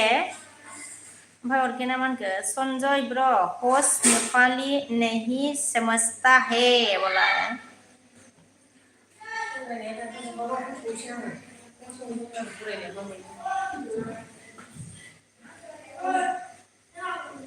देखिए मोबाइल जानतू है अंदर ना ऑर्गेना Unhut bahwa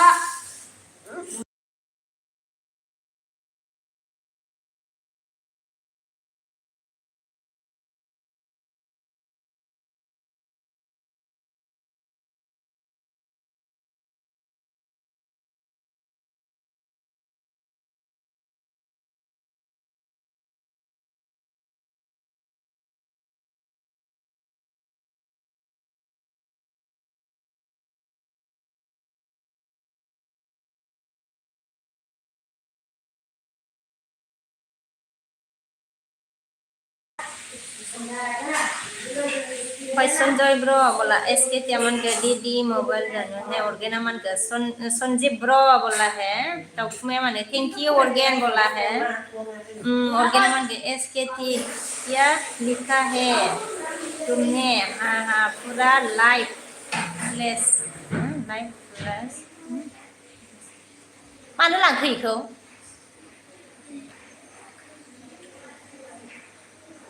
मानो लांखो नोङो इखौ लाबोलाय लाबोलाय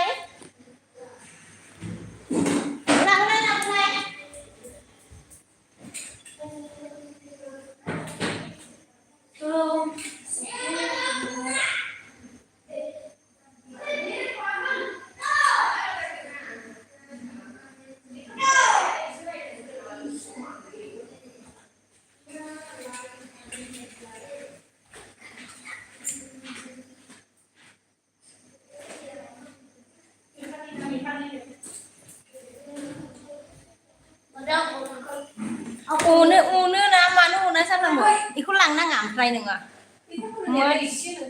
मोनथिया अच्छा ऑर्गेना मांगा एसके क्या क्या लिखा है तुम्हें हाँ पूरा लाइफ फाजल कर दिया रे बोला है फाजल मतलब परेशान हाँ मैं दाउखुमैन के हाय बाबू सोना अंदर ना बाबा ऑर्गेना मांगा आप सोटू किधर भागा फिर हाँ बोला सोटू इधर है Murugan dukung ke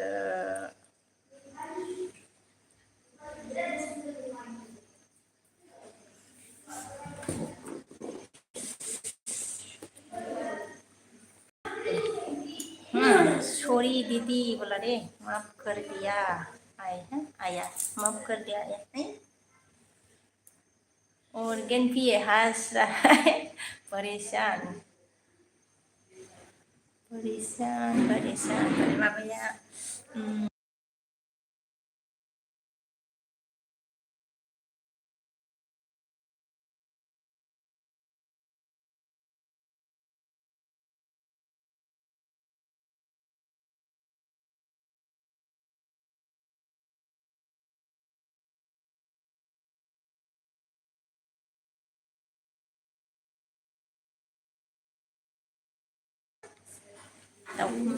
Peneko, Fumle,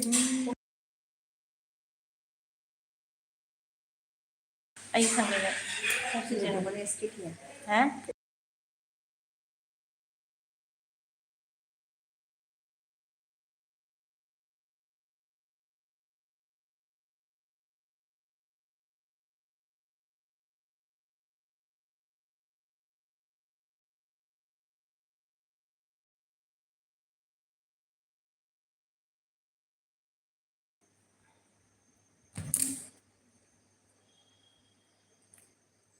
temperature es que sorry que organa es que tico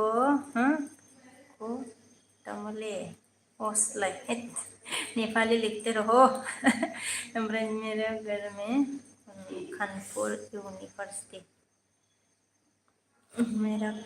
घर में कानपुर यूनिवर्सिटी बोला ना विदुरा लाइट बोला है ओके विदुरा से विदुरा मांग गुड इवनिंग बोला ओके गुड इवनिंग विदुर करेना आब' मा ओंख्रि जाखो होनदोंना ओंख्रिया जोंनिया माबा आरोना लाफा आरो organa मांग हस्ले बुझदायना हिंदी आलि रे रामरो होनदो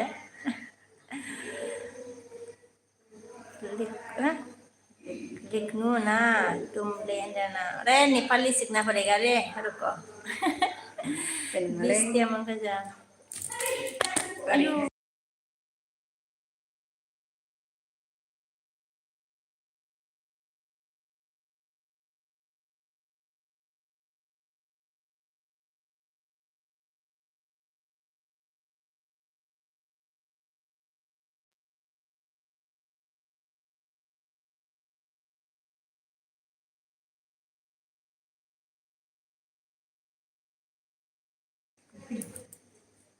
गोलैबा मा जागोनहाय मानसियालाय ओमफ्राय गैलाय बिस्तिया मानगोन जाखांबाय नामा बाजैनो ना जाखांथ'वाखैनो मा होनो बिस्तिया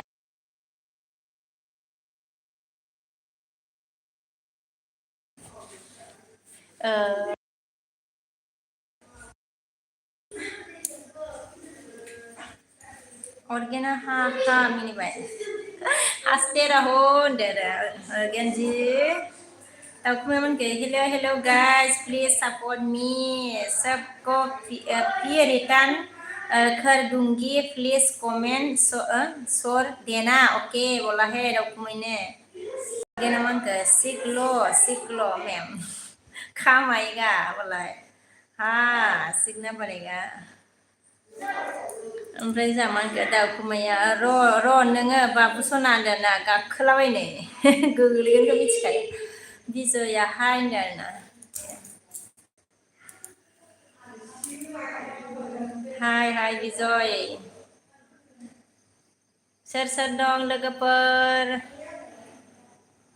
कौन है गाइस मेरे लिस्ट में प्लीज ज्वाइन करो गाइस लोग आप कहाँ से हो बोला मैं I am from Assam Vijay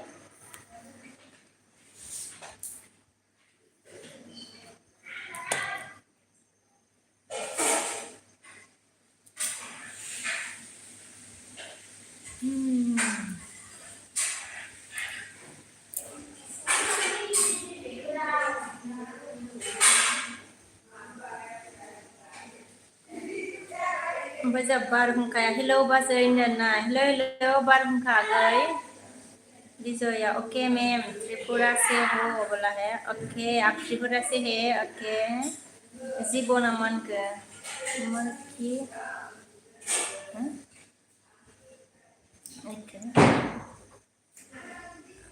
जीबना मन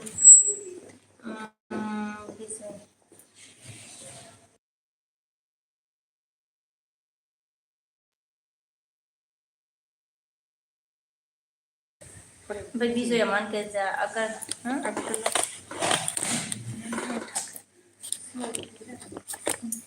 माबा थायोना केमेरा डाबल मार्क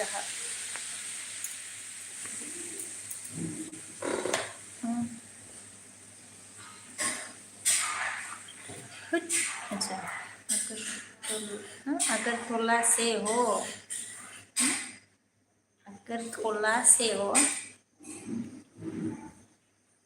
मैं असम से हूँ Assam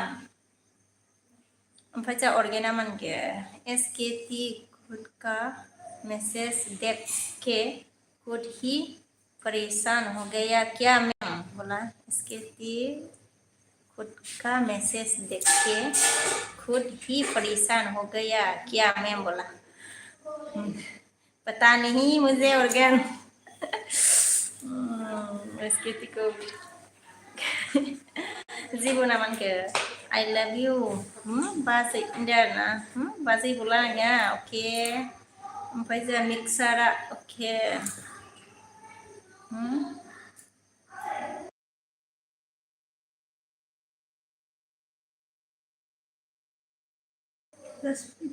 Sampai mixer. Oke, Mr. Like done by thank you. By video yaman ke. नेम क्या है हाँ? नाम क्या है आपका बोला गुस्सा है ओके मेरा नाम विश्व कवि है ऑर्गेन हाँ हाँ हंस रहा है ऑर्गेन आप हंसते रहो आरतिया जामन के लोगो सना लाइक ना थैंक यू आरति लोगो मा खबर लोगो होनदों खबरा मोजां आंनिया लोगो ओमफ्राय जोंहा बिजया मा होनखो आप एसामिस हो क्या एसामिस हो क्या एसामिस में एसामिस नहीं हो बिजय जीवना ओय बाजै मिसां हा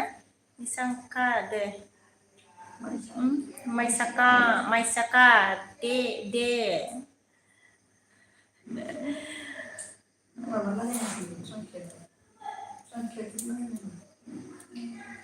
ओमफ्राय मा होनखो मिस्टारा गैला आंहा थैनोल' बाखिसै होनदो आइ मा जादोंब्रा मिस्टार सोर एमार मा जादों मा थैनाय मा जाखो ओमफ्राय जोंहा बिजया मा होनखो आपका टाइटेल क्या है अच्छा टाइटेल बसुमतारी है बिजय मिस्टारा मा होनखो एमजे बाजै रानि मा ओंख्रि जाखो होनना बुंदों आरोना मिस्टार अशोकआ सोंदों आरोना एमजे लोगो मा ओंख्रि जाखोनो ओमफ्राय जोंहा जीवना क्या बोला त्रिपुरा का भाषा हो बोला है अच्छा त्रिपुरा का भाषा है ओके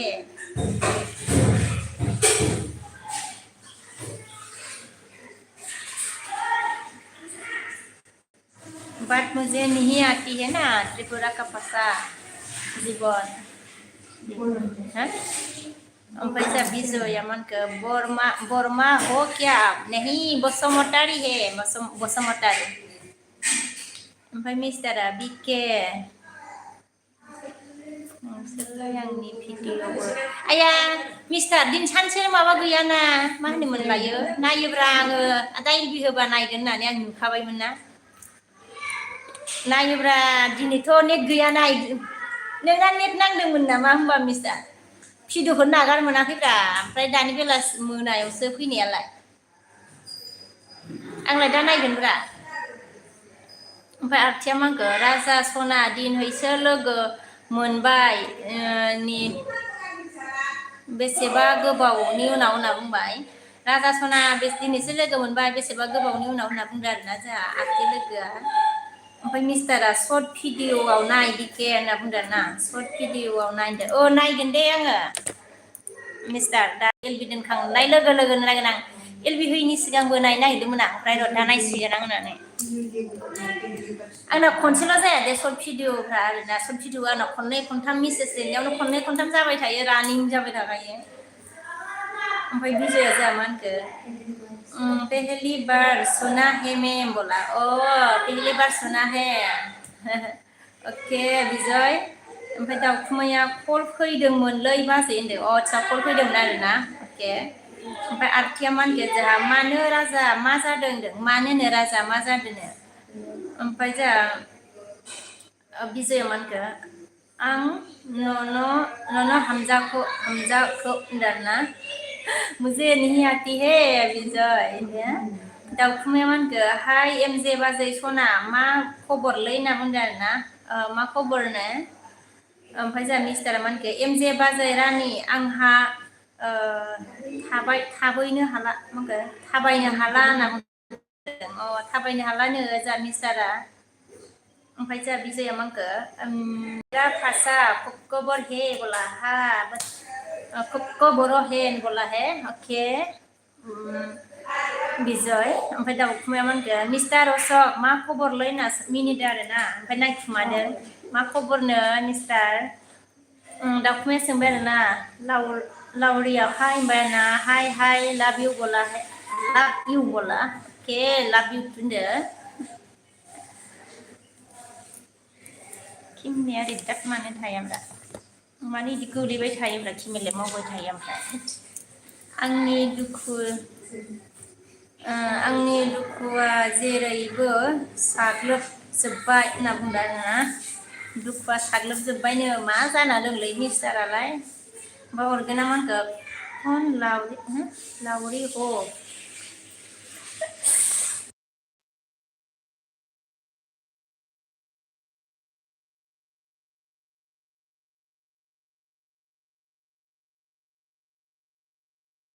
ओमफ्राय phone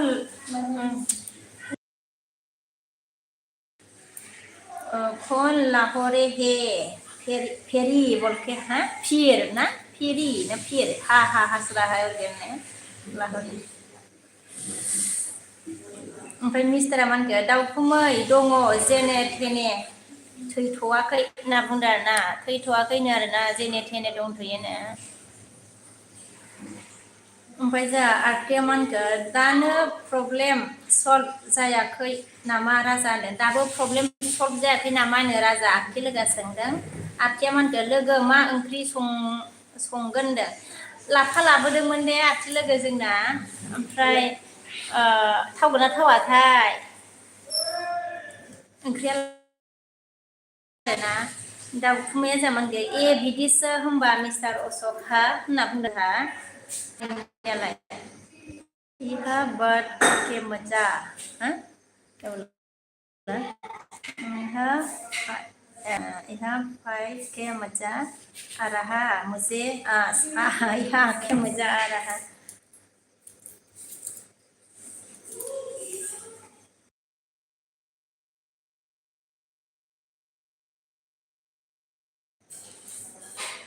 dari manggai karya iha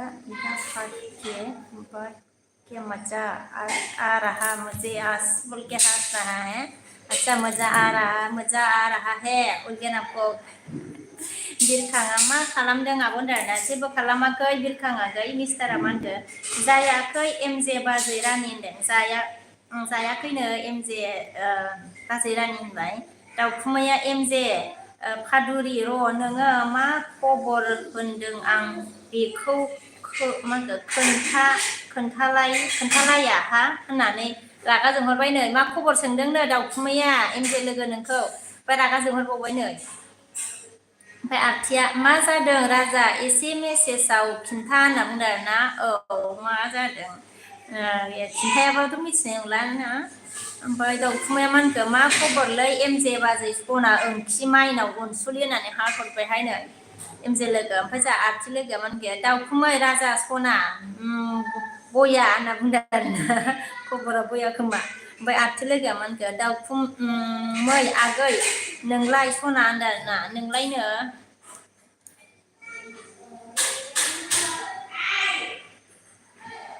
लं भिडिअ बानायगोन सर्ट भिडिअ बानायगोन आङो मा होनो मिस्टार एमआर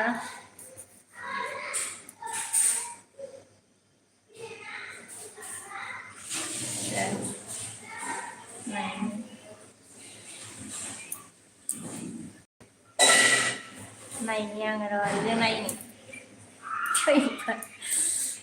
आयु सेसाय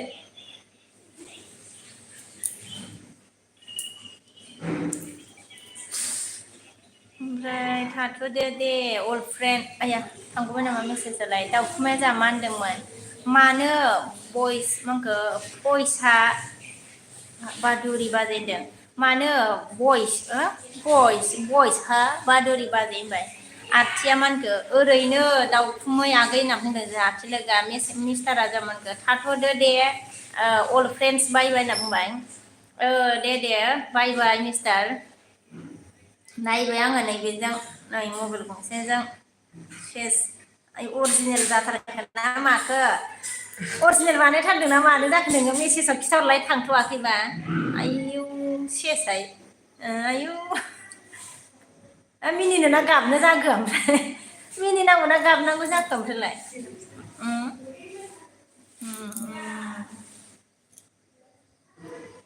गागथ' गाबदों हे हे हे गैला हैबावसो मिनिनो ना गाबनाय जाखो अरिजिनेल ना मा जाखो ओमफ्राय अरिजिनेलसो होननानै आयौ नै आङो 100 बार नायमारबाय नै रानिं नायबाय थाबाय आङो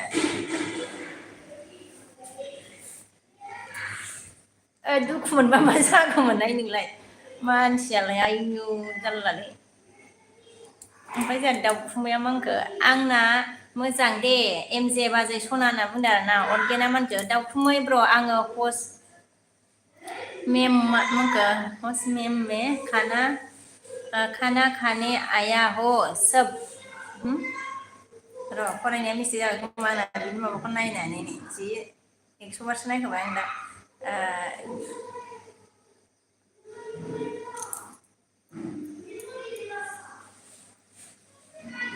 दाउखुमै ब्र एन होस्ट मेम में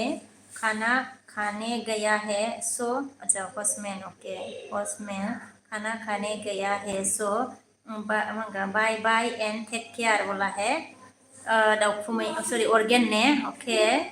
ओमफ्राय रामा मानके हेल' बोला हेल' हेल' राम मिस्टारा अरिजिनेलसो होनना बुंदों आरोना आयौ एथ' बारस'नो हाथारदों आरो नोङो दुखु मोनबा मा जागौमोन नोंलाय ओमफ्राय मिनिनोसो ना गाबनोसै जारलासो ओमफ्राय जोंहा रामा मानके कैसे हो बोला है मैं अच्छी हो राम ओमफ्राय जोंहा आरथिया मानखो मा ओंख्रि आगै दाउ हा दस माखो दसखौ दाउखुमै नामा ओके मा ओंख्रि दाउखुमै होनदोंना दाउखुमै अके अर्गेन बोला है बड'आ मा ओंख्रि जाखो बाजै होनदों आरोना ओंख्रिया जोंनिया माबा लाफासो आरोना बड'आगै मिस्टारा दायो हाया दायो आं थाबायनो हाया आदसा दुखुसो मोनमारदों नामा जाखो ओमफ्राय रामा मा होनखो के करते हो ओमफ्रायो मा बारजुमबायनांगौ जाखो नालाय आयौ न'आथ' गोजौ ना ओमफ्राय रामा मा अर्गेना मानखो अके दाउ ब्र बोला है ओके दाउ ब्र बोला दाउखुमै मानखो मैसो बेदर एवदोंलै बाजै एमजे सनानो मैसो बेदर एवदोंनोहाय लोगो दाउखुमैया मालाय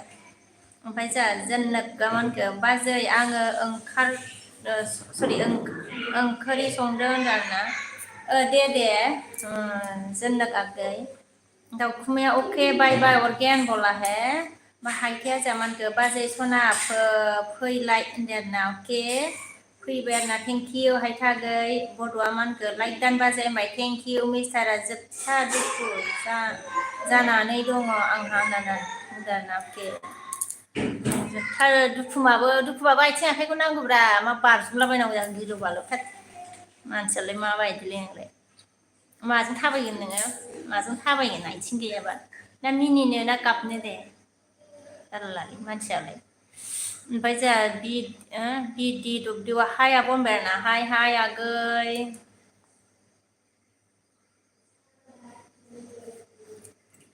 थाबायनो हामारा ना मा जाखोलै बेलाय एमारालाय आथिंखौबो खेबनानै सर्ट भिडिअ'आव होलाय नोङो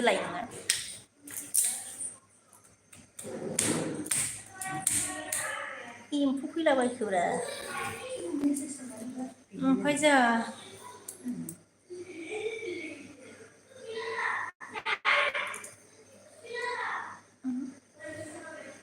हायथाया मानखो आगैया मा ओंख्रि जाखो होनदों ओंख्रिया जोंनिया माबा आरोना आगै मा होनो लाबोनायदों थावना थावाथाय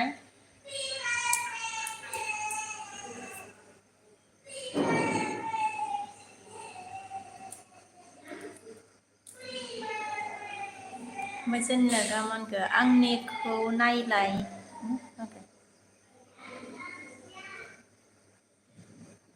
आंनिखौ नायलायनानो बाजै मा ओंख्रि जाखो होनदों आंनिखौ नायलायनानो मा बाजै मा ओंख्रि जाखो होनो ओंख्रिया जोंनिया लाफा आरोना जोन्नोग आगै ओमफ्राय जोंहा रियाया हाय होनबाय आरोना हाय रिया दाउखुमै आङो नोंखौ माबा साब बानायहरगोन दे र' नों गैयाबाबो बानायहरनोसै आङो दाउखुमै ओमफ्राय मिस्टारा मानखौ आङो जिउजों जायखौ अनो मोजां मोनो बेनो आंखौ थगायबा आंहा बबेयाव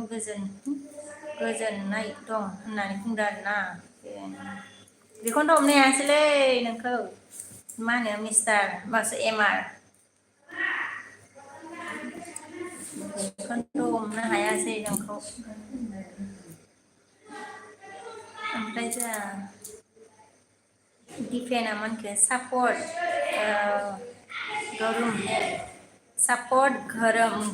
गरम है बोला है डिफेन ने दाउखुमेया दे जागोन दे बाजै होनदों आरोना औ दा नों गैयाबाबो बानायगोन आङो र' बानायहरगोन आं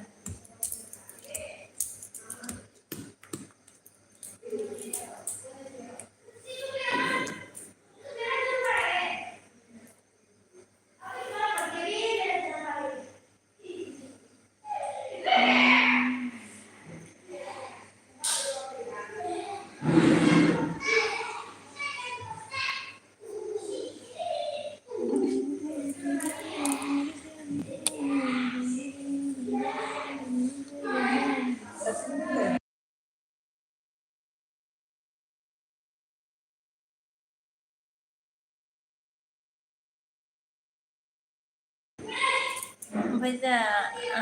एमारा मानखो आंहा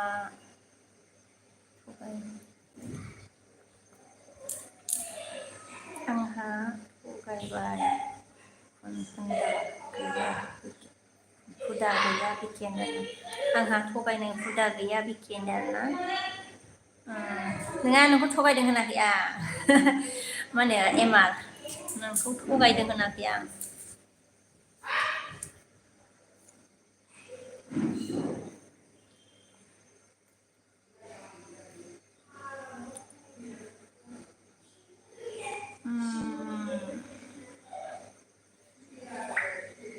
ओमफ्राय सिंगेला मांखो आदसा बाजै आइ एम बेक होनदों आरोना ओमफ्राय बिदि नायबाय आरोना अके दाउखुमेया मांखो रिया TMG साबधान अके रिटार्न बेक प्लिज चेक दा कमेन्ट अके होनदों आरोना अके ओमफ्राय जा आरथि लोगोआ अन आरोना खोरबि एमा मानखो मालै बालें होनदों आरोना बालें होनना बुंबाय औ बि एमा मादै बालें होनदों ओमफ्राय मिस्टारा मानखो आंनि दुखुनि थाखायनो एलबिबो गिदिङाखै आं एलबिबो होआखै आरोना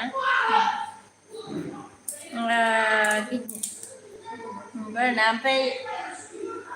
दुखुआ खावसे थांनायनि एलबि होनांगौसो दा मिस्टार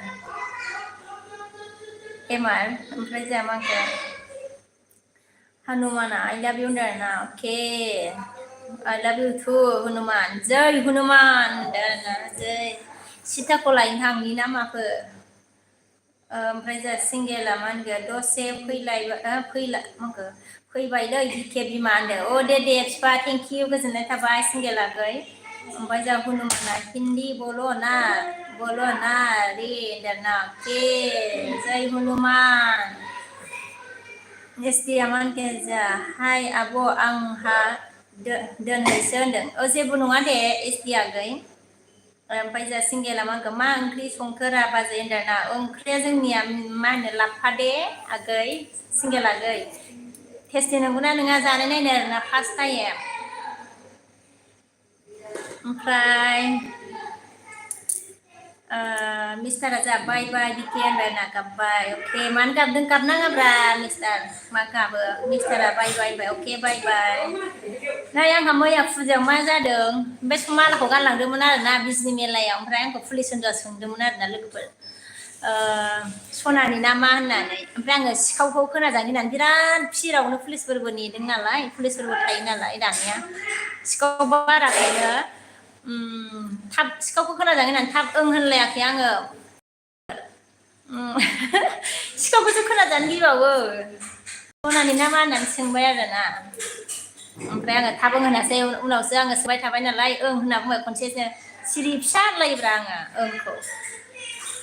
जारलासो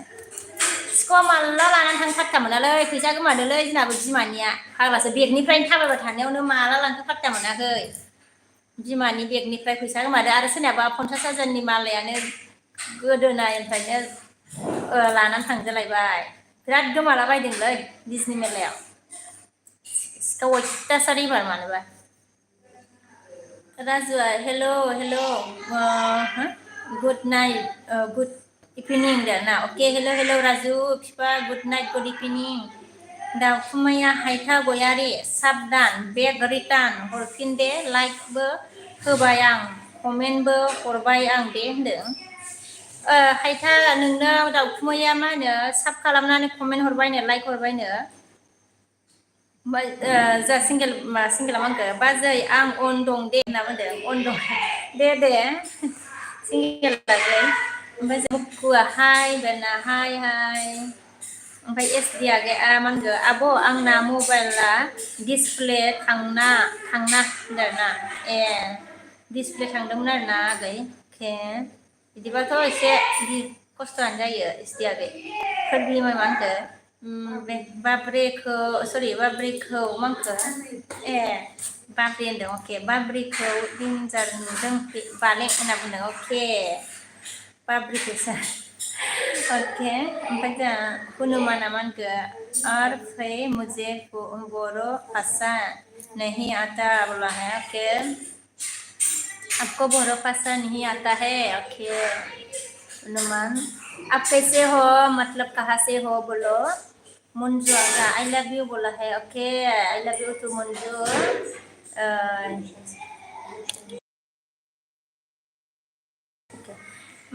योसोनाथ हाय बोला हाय कक्काई हाउ आर यू सिस्टर बोला है मैं ठीक हूँ I am fine brother yes योसोनाथा जमा ओके ओमफ्राय हनुमाना मा होनगोन दिवाली का क्या प्रग्राम है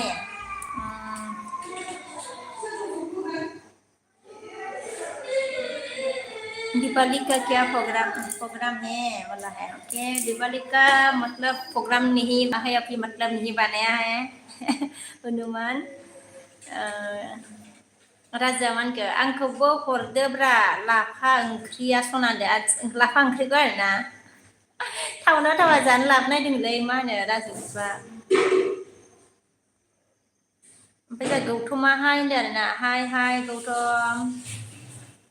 कैसे हो थैंक यू मेरे विश माने के लिए ओमफ्राय जोंहा आत्या मा होनखो आयु बिदिसो जादों होनदों आरोना औ बिदिसो जादों फुजायानो देलायनानै बेरायथावा एकदम सना माला फुजोबनानै देलायनाय अबस्थायानो गैखाया आरोना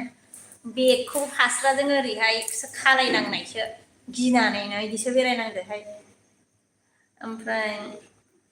आर्मिया जा मा होनखो हाय होनबाय आरोना हाय आर्मि ओमफ्राय लिप हाय बोला okay hi climate okay hi बोला हाय ओमफ्राय लिपा मा होनखो where are you from I am from Assam ओमफ्राय राजा मा होनखो लाइक 51 दान ओके ओमफ्राय आई एम काश्मीराव काश्मीर गो बोला है ओके राजु फिफा आर्मिया मा होनखो आर्मिया मेसेज दानबाय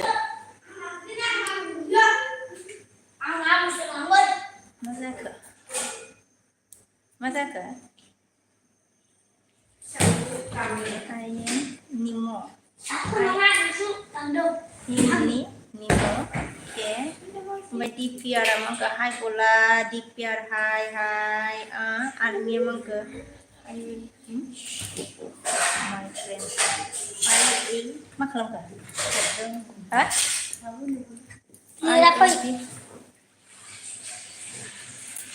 I will give you my friend. Okay,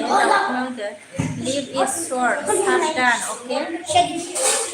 leave is short, sabadan. Okay, return back. Please save the comment. Okay, बोला है. Leave आपको डॉक्यूमेंट ने सब किया है रिटर्न करने को बोला है. जरा जमान कर दे ओंखामफ्रा हरदोलै जानोसै लुगैसोबाय आं सना दे थेंक इउ होनदोंना थेंक इउ नामा okay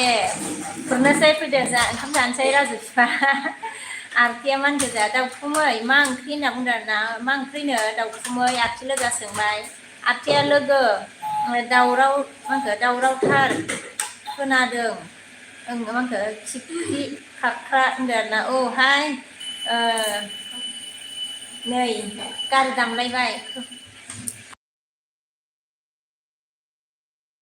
Siedinami nie ma tu. मानो नायनांगौ Siedinami. Ląba. Mało. ओमफ्राय जोंहा देरजोन फंबाया हेल' आब' सना होनदों ना हेल' आगै ए mana macam yang bro ni dah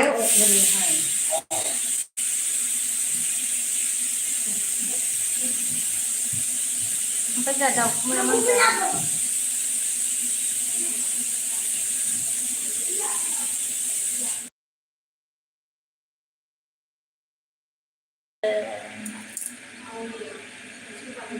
MJ बाजै सना आङो मैया माखो मैसो बेदर एवदोंलै बाजै होनदों आरोना मैसो बेदर एवदोंनो ओमफ्राय जोंहा दाउखुमैया मा होनखो आयु जान मा खोनाखायोना एसे खारनोसै खर' साफालायो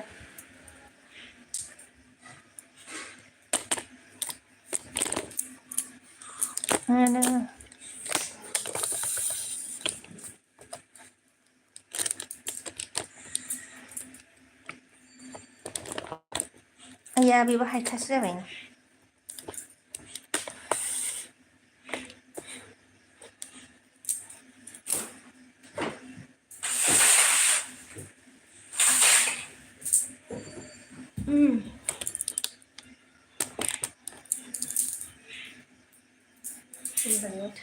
बिसिनायावसो जनासै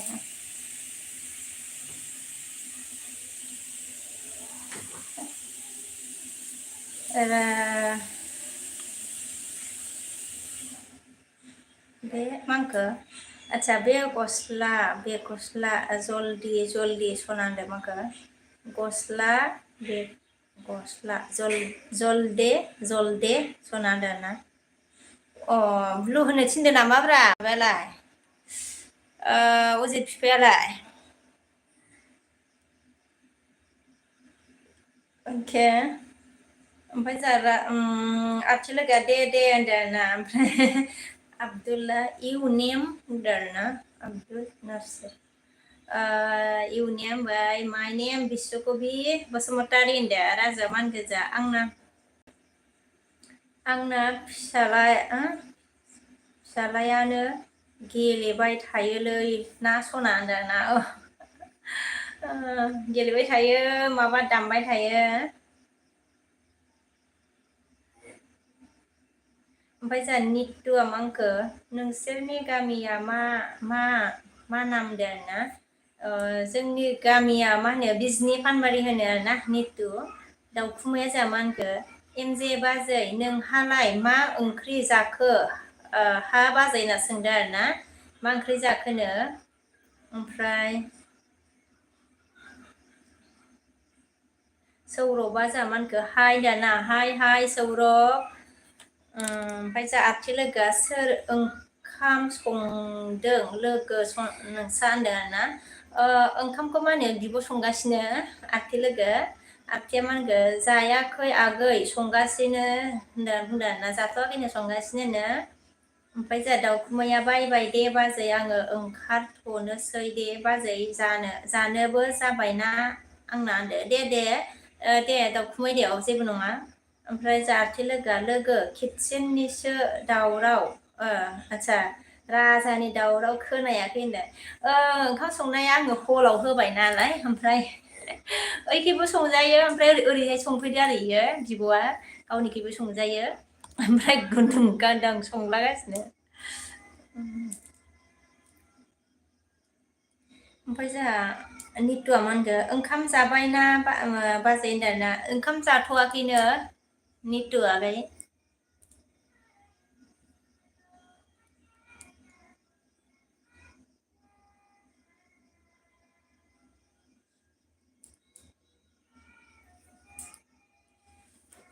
साउन्डखौ फिसा होलाय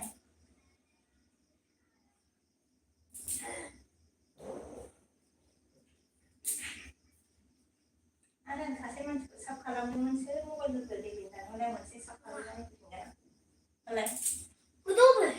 गैयालाबो आं हरफिनगोन नोंनो जेन मा ओंख्रि बाजै होनदों ना ओंख्रिया जोंना लाफा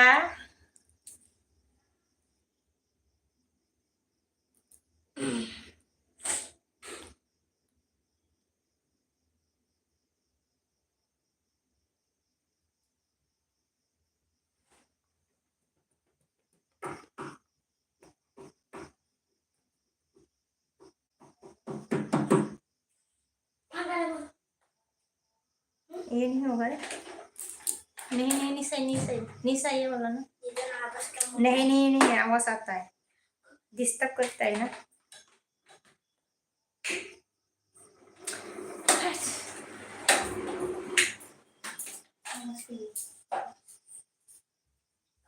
Hoi, dok makan.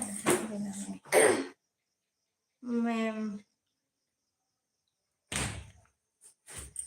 र' आं सोलायबाय दे माबाखौ दे र'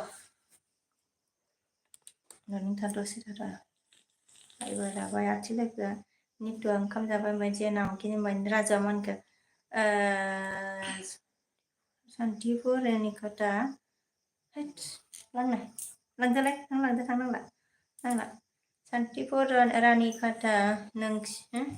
नोंखेने मा नुफाया फाथै बेफार आच्छा सान्थिफुर रोङिकाटा नोंसोरनि नोमाया गय बेफारि नोंसिनि नोम्फाया फाथै बेफारि दिनहैसो मोनदों हाबाब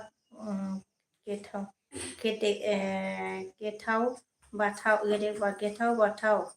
बास मांखो मा बुस्थुमोन बेलाय आच्छा मा बुस्थुमोन बेबा राजु बिफा ओमफ्राय आरथिया मानखो लोगो खोमाखौ जि आराम मोनबाय दासो दहाय जि खस्थ' मोनदोंमोन होनना मिनिदों आरोना दावराव खोनाथारोना एकदम खुथुरखाथारना ओमफ्राय माइदाव मानखो लाभ फ्रम दिमा हासाव होनदों आरोना अके ओमफ्राय नितु मानखो बाय बाय बाजै होनना बुंबाय अके बाय बाय नितु मानो लाबोलायखोबा बेनिर थं hello sister where are you from बोला फ्रम आसाम है I am from Assam Aruna मांखो बुम इउ केन आरती लोगो मांखो लोगो बे अशकआ मा जामारदोंथाय होनदो जानोहाय आंबो दाख्लै भिडिअ नुनायानो बेनो नामाथाय ओमफ्राय हमनो हाला लोगो मा जामारदोंथाय बोरै मिथिबावनो आरोना लोगो गोसोनि दुखु गोसोआवनो थासिगोन बेयो गावनाव जोंथ' आरो बोरै मिथिबावनो आरती लोगो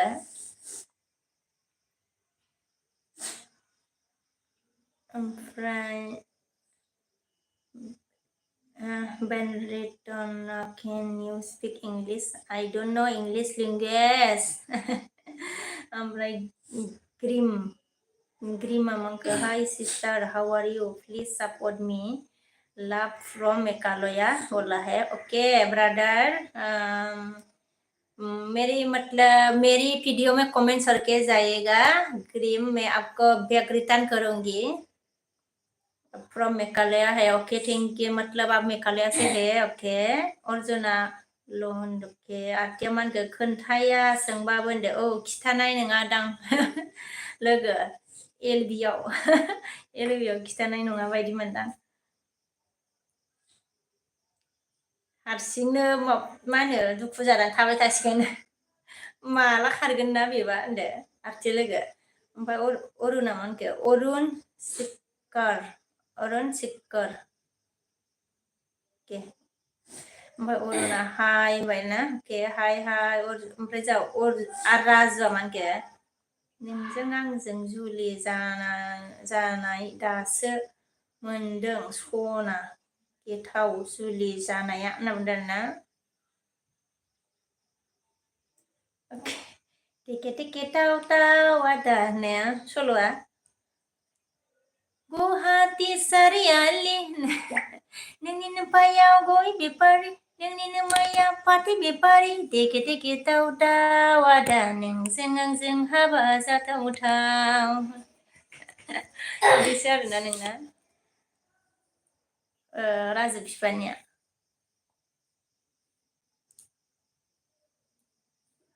टेके टेके टाव टाव आदा नोंजों आंजों हाबा जाथावथाव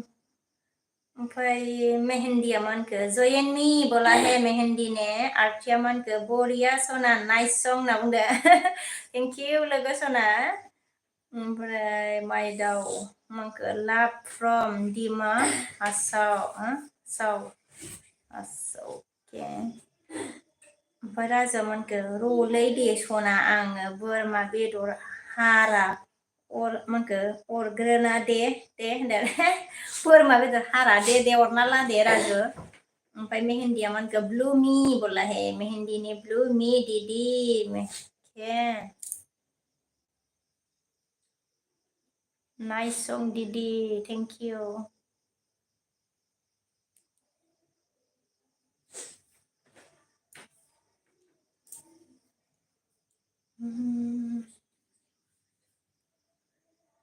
सोंनोबो रोङाखैलै आंहा आथि लोगोआ ओंखाम जाबायना जायाखै सोंनो रोङा मानसिफोरखौ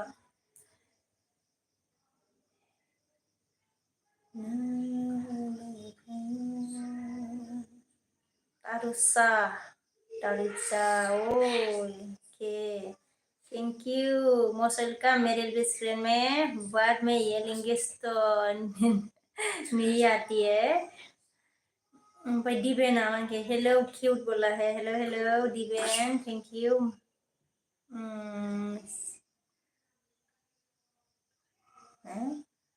मेसी और रोनाल्डो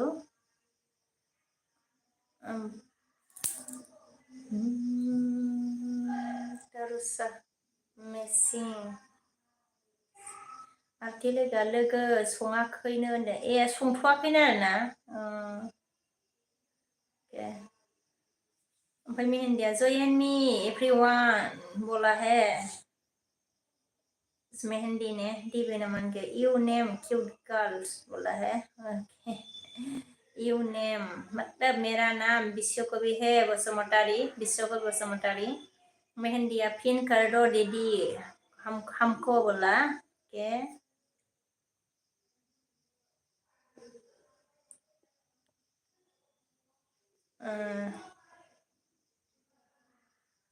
दिबे मन के यू नेम ओके सॉरी मेहंदिया मन के पिन okay please speak in Hindi बोला है ओके मेहंदिया दीदी मुझे रिटर्न कर दो दीदी मुझे रिटर्न कर दो हाँ मैंने रिटर्न नहीं दिया ना मेहंदी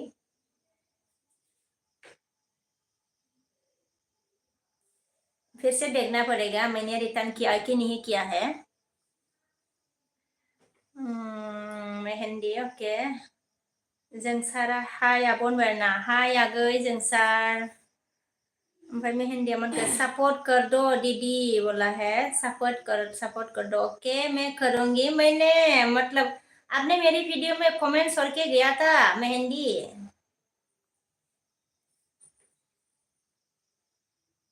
बड़ी बेना मंग I am impress good girls बोला है सिंगेल मंग सरि बाजै कल फैदोंमोनलै मामिनि होनना बुंबाय दे सिंगेल आगै जेबो नङा आरोना अके मेहेन्दिया मा होनखो बलिउड सं गाओ दीदी बोला बॉलीवुड सॉन्ग नहीं आती है मैदा ओके और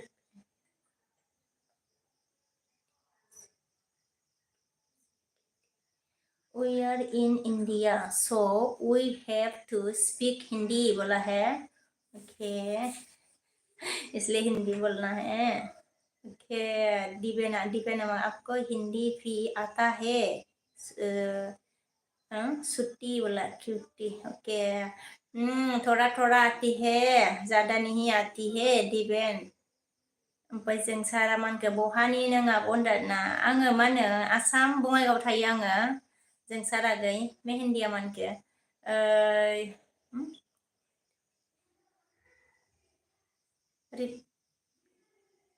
मैडम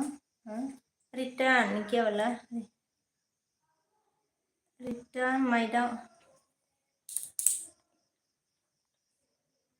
कहाँ गया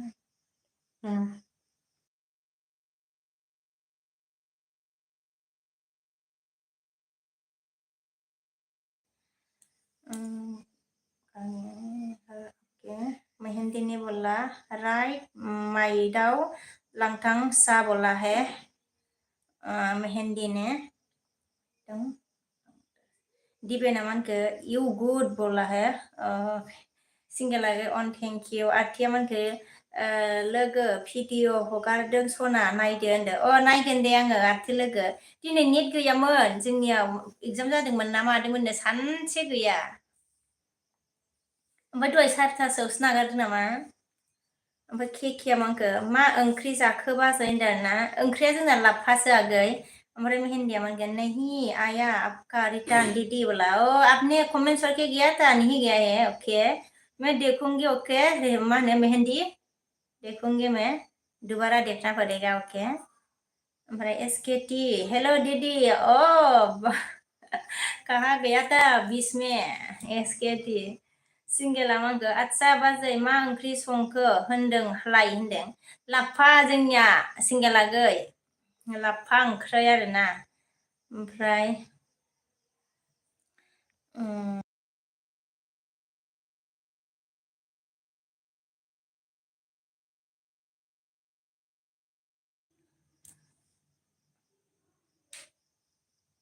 माइदाव लांटां ओके सा you know Dimasa okay tribe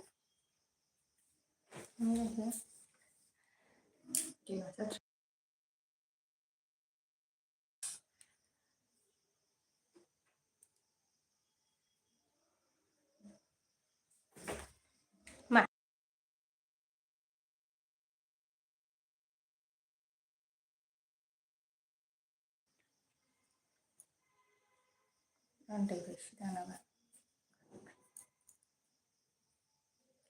you know Dimasa tribe पूछा है बता है इसके त्यामन के हेलो दीदी बोला हेलो हेलो सिंगल लगे ऑनलाइन बोला है जों सारा मा खबर लै आबनदाना खबरा मोजां आंना आगै दिबेना मानके इउ मेरिड बोला हा मैं मेरिड हो आंबो जागोन सिंगेला ऑन दिबेना मानके मैं पूछ रहा हूँ तेरा शादी हो गया हाँ मेरा शादी हो गया बच्चा भी है मेरा दिबेन इसके तेमन के दीदी मलाई खोनी सपोर्ट दीदी मलाई खोनी सपोर्ट बोला है आपको सपोर्ट करना है इसके तेमन के मैंने आपको कमेंट किया है दीदी बोला है कमेंट किया था मतलब दूसरा आईडी से किया था क्या रे एसकेटी सिंगेला मांगो जानोसै लुबैबायलै बाजै लाफा ओंख्रि खोनाना होनदों लाफाखौ खोनाबा जानो लुबैयो आरोना होनदों सिंगेलाहाय फै जानो मा फै ओमफ्राय मेहेन्दिया मांगो सिंदूर लगाई हो दीदी बिना शादी का क्या दीबेन सहानी आपको नहीं दिख रहा सी इज मैरिड बोला है मेहंदी ने सिंदूर लगाई है ये देखो गीता हाय बोला है हाय दीपेना good night okay good night you good girls बोला दीपेन ने ओके थैंक यू इसके मन के लिए सब्सक्राइब करना दीदी नहीं आपको यूट्यूब में आईडी से कमेंट किया है दीदी अच्छा ओके इसी आईडी से कमेंट किया है ओके मैं रिटर्न करूंगी इसके लिए आपको सपोर्ट करूंगी रिटर्न करूंगी सिंगेला मांगो राबाजै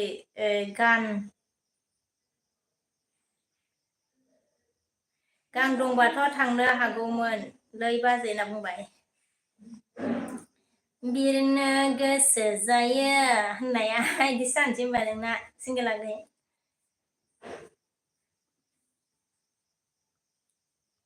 माबोरै मोनलाय ओमफ्राय थाफानो ना माबोरै होनोथाय गोसो जायो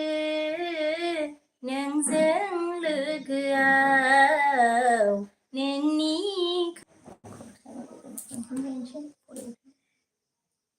जाबाय नामा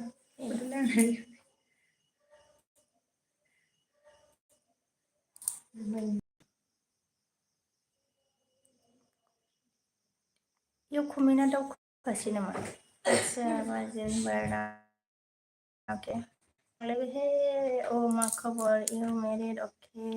फरायखांबायमोनहाय हेल' हेल' हेल' हेल' हेल' फरायखांबायमोनहाय हेल' हेल' हेल' हेल' हेल' guys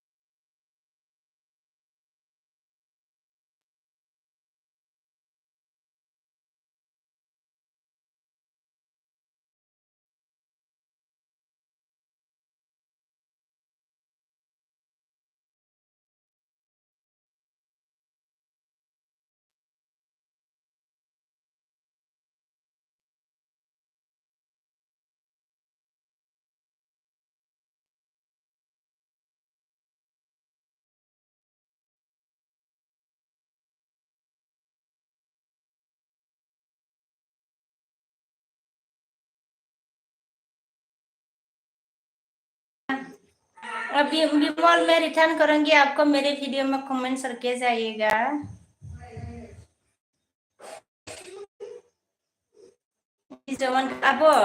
song is sweeter now thank you bisu songkora hello Dana hello songkori boy okay songkori boy si SK Tiaman ke Didi WhatsApp fire okay no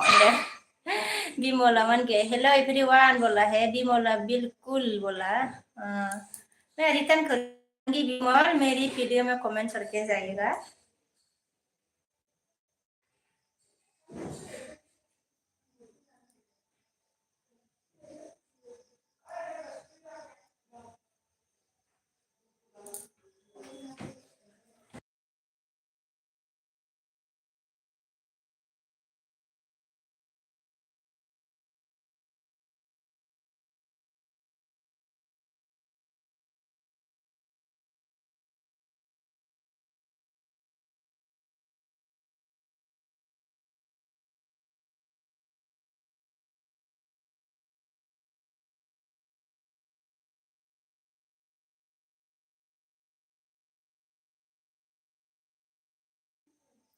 Bimla okay बोला है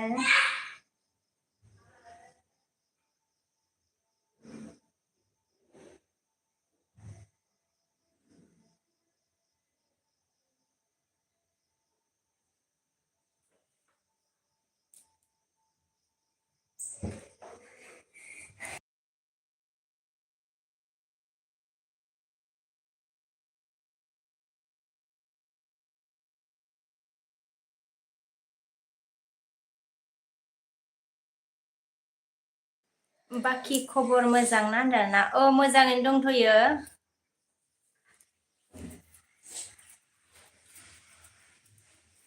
लांदो सुपारी के सुपारी हाय बोला हाय हाय सापारी लांदोनो नांलानो लांदो फै नो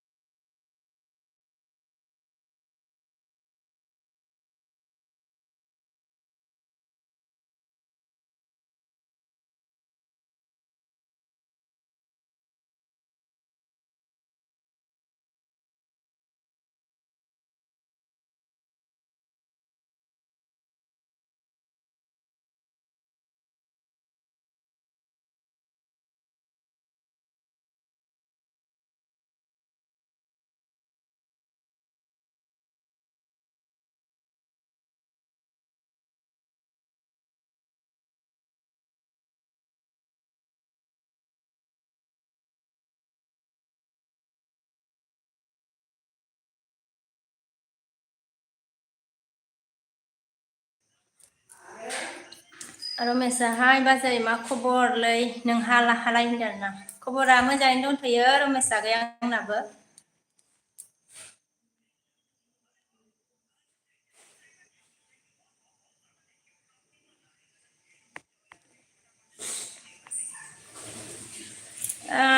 ओंखाम जानोसैहाय लोगोफोर सोर दंमोनथाय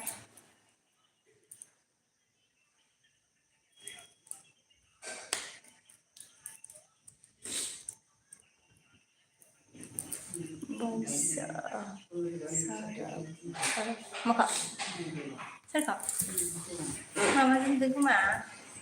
मबाइलाव बिदि नुयोहाय मोखांसो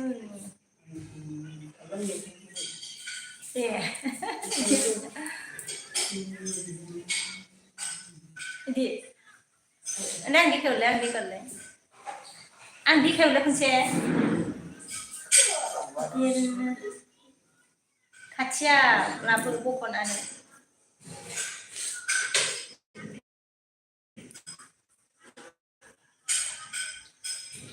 इजोंसो होनदों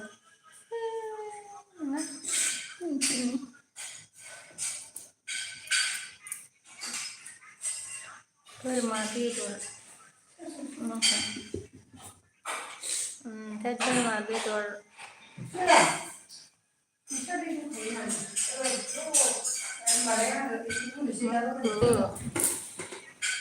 अरनानै बोराय बेदर अरनानै माबाय खारलाबाय खोब्रा फाग्ला फाग्लानो लायथोद जालालै खाराबा होनदों थोद सोरालाय बोरमा बेदर अरबानो बिदि जानायसै बिलाय जेनेबा बोरमा बेदर अरबानो ओंखारो आरो जारलाहाय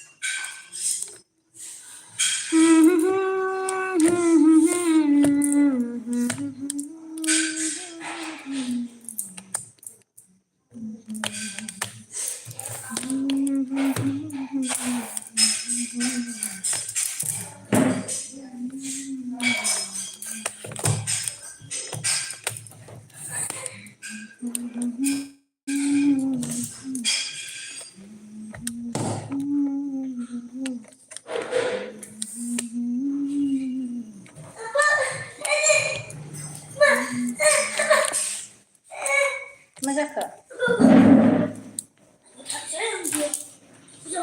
अबाव थांगोन आयौ कक्रस फैदोंमोनहाय नै कक्रस फिसाया अबाव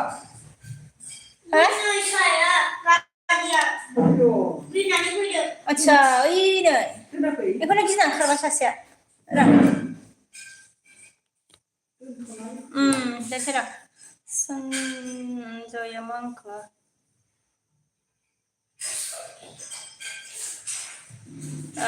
के सन्जय जामानखो साम'सो संखोना माखोरा बाजि गावदां होनदों ना एखे साम' सङाखै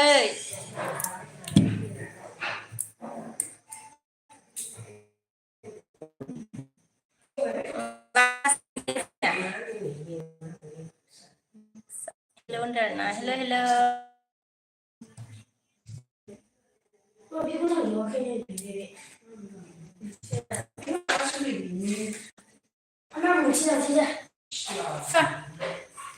लोगोफोर सोर दंमोन आं ओंखाम जानो आरोना ओंखाम जानोसै आङो कौन कौन है मेरे बिस्तर में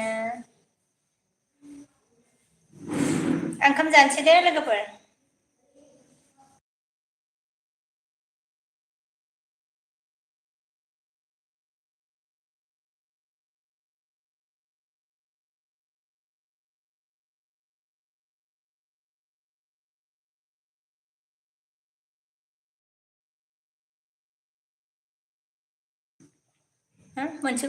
मोनसेखौ फरायदों आङो दख'ना गाननो थिना एलबि होनांगौ बाजै साबसिन नुयो होनना बुंदों आरोना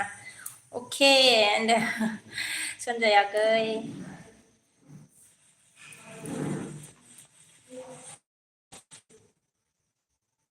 मालाबा गानो मालाबा गाना आरोना ओमफ्राय राजामानखो मा गल गल बेलाय सनादो गल जालायबाय आरो मा गल जालायबाय आरोना मांखो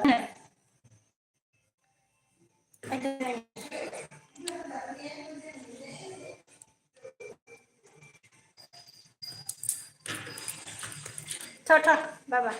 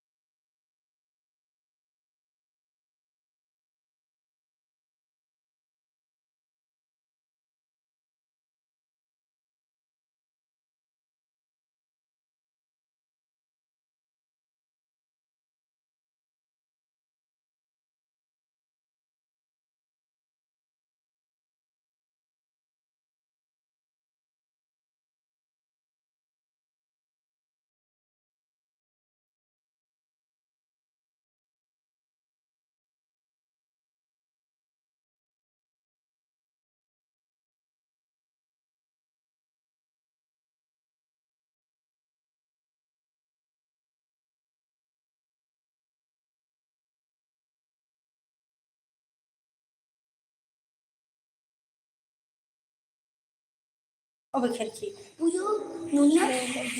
Anikira. Hello hello hello Apa cari ya? Apa boleh? hello hello có gì cậu đang đàn à hello Ebi mana sih hello Atau ini kata dia kan? Will नहीं रहा Oh iya, atau ini. Nandun main kaki. Mati benar deh. Ini nai. Beli cewek cewek.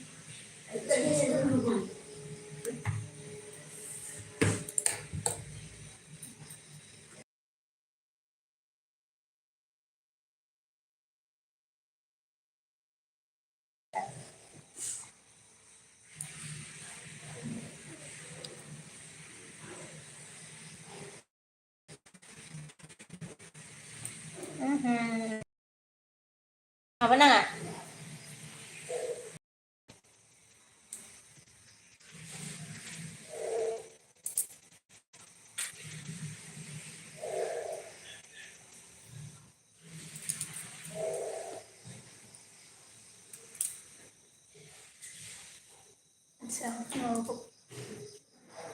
mà chứ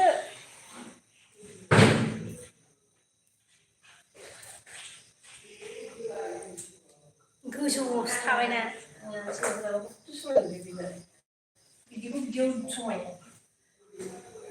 哦，我就是这一个了。 이거 좀 넣을 수 있어. 이제 원래 그런 거 안 쓰네. 이거 타고 타고 있어.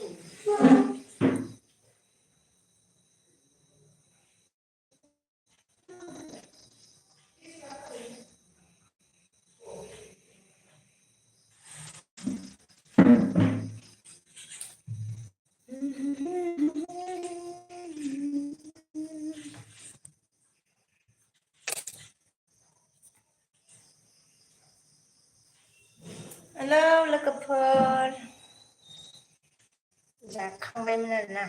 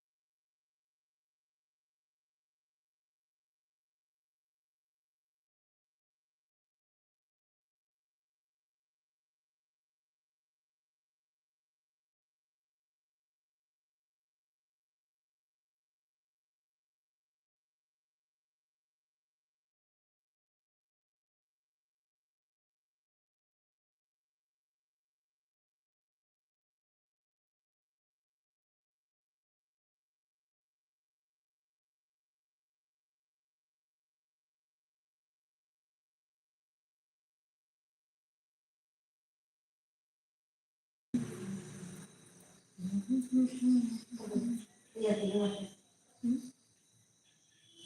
Bisa sampai ya,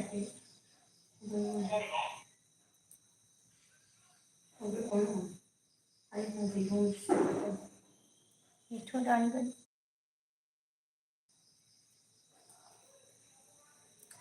Romes hai ba Jinderna hai Romes không dành nữa dạ cơ Romes à vậy mà bớt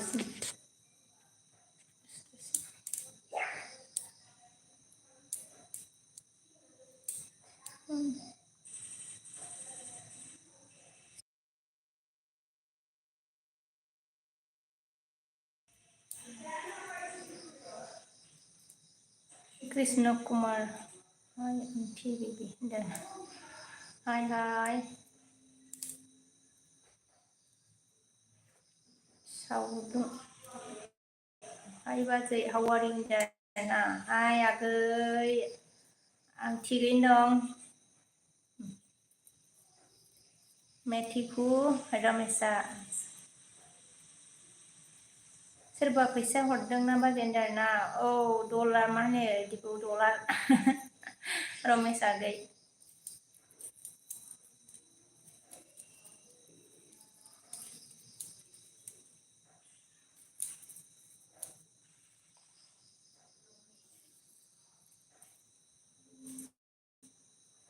south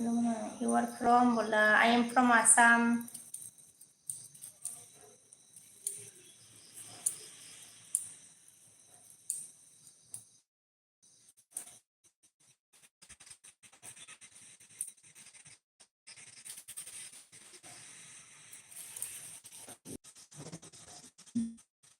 guys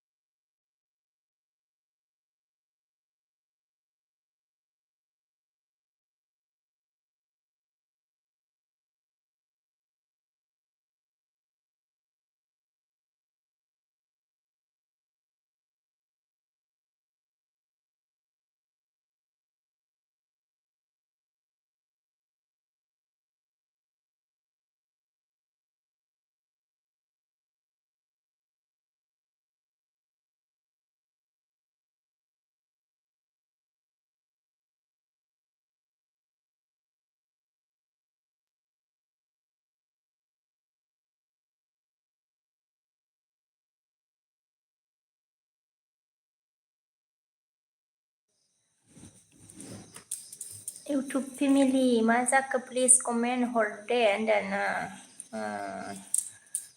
ओंखाम जाजोब्बाय खोमा ओमफ्राय सावनुमा हाय बाजै मा जाखो दाना जेबो जायाखै जेबो जायाखै MB प्रब्लेम जाबाय नामा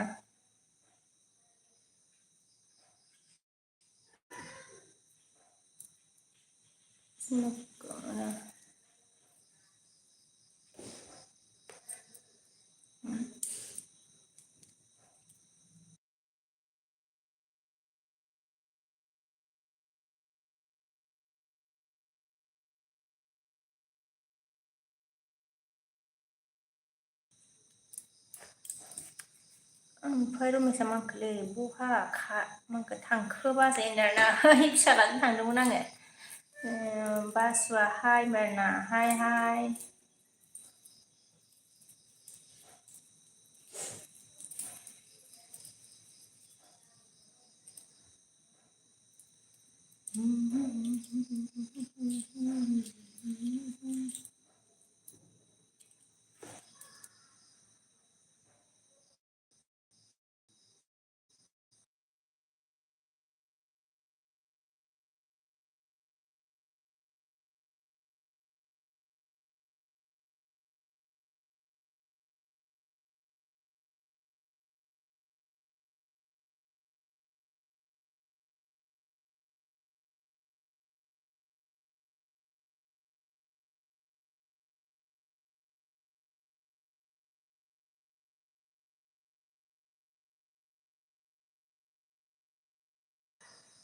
कृष्ण कुमार असम में कहाँ Pay Assam Bongaigaon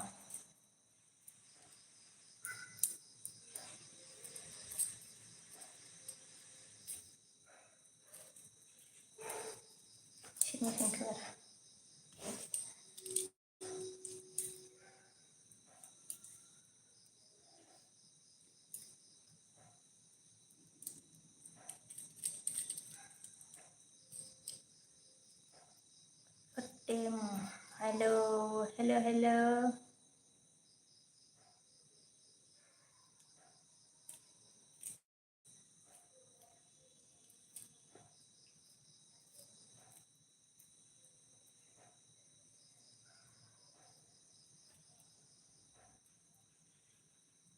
Zenas,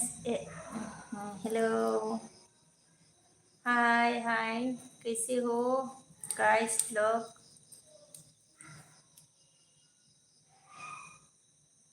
Kiran Kumar, hi, hello बोला है, hello, hello.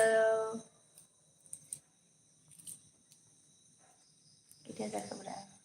किधर नहीं मैं? क्या बैठी थे जन्नत म्यूजियम सन्नासाना हाय बोला कृष्ण मैं ठीक है बोला है ओके थैंक यू मतलब ठीक ही होना चाहिए ऐसे मामू के बाद फल फट काले ना कि ओ फट खाइसे खावा मतलब खावा खाइसे हमार बर' ना मा नों होनदों ना औ आङो बर'सो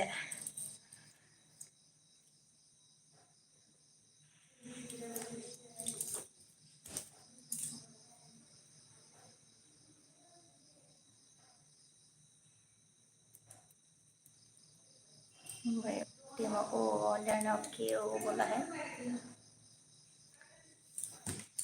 मिथिदे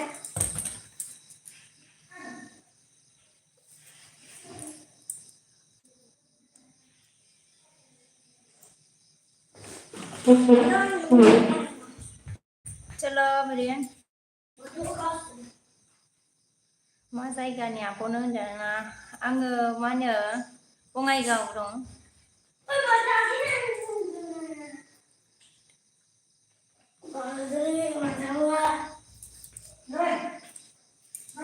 बेदना जाखांबाय नामा बुंदो औ जाखांबाय बेदन संबाय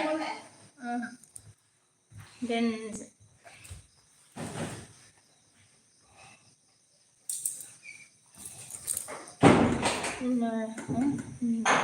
नरेश मंगा हाय बोला हाय हाय जों जाके मंगा ओ नंगौ नामा होनदो औ आगै टेम अपना वीडियो मैं बहुत फाल फाव बोला ओके थैंक यू ओमफ्राय बिरजना मानखो मा ओंख्रि जाखोलै आब' होनदोंना ओंख्रिया लाफा जोंनिया बिरजन फंबाय लाफासो आरोना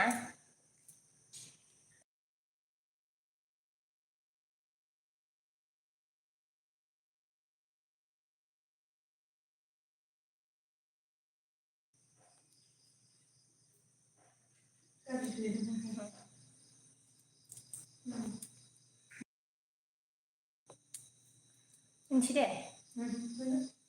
हेलौ गाइस सोर सोर दंमोन आं दोननोसै सोरनिखौ अके आं दोननोसै दे सनाफोर सोर सोर दंमोन गाइस कौन कौन है आप ये एलबी रखती हो हाँ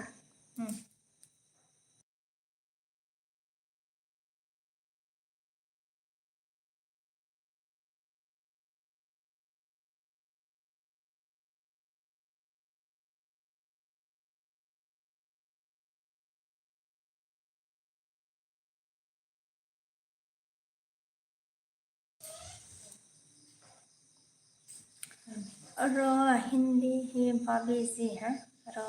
रो हिंदी ही भाभी जी हम प्यार करता है कम मत बोलो ओके हैं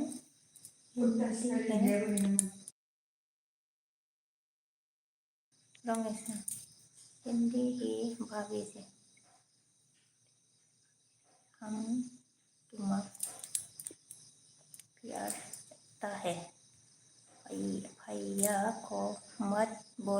ओके बोल के रो रहा है ओहो रमेश भाई रमेश देवर जी नहीं बोली ऐसे बोल के रो रहा है ओके बिर सनामान के दे बनदर ना औ खैरा थारिया जामान के हाय सना मा खबरदार ना खबरा मोजां दंथयो हा थांफैया खैरा थारिया गई ओमफ्राय रमेश रो रहा है क्यों रो रहा है हंस रहा है के हंस रहा है बिजु हाय बेबी इंदर ना हाय हाय बिजु रमेश हंस रहा है बिजू हाँ हाउ आर यू के मैं ठीक हूँ आप कैसे हो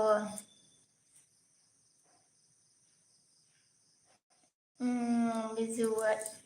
डिनर यू हैव डिनर बोला हाँ मेरा खाना हो गया है डिनर हो गया है मेरा बिजू semua मुझे आप होट हो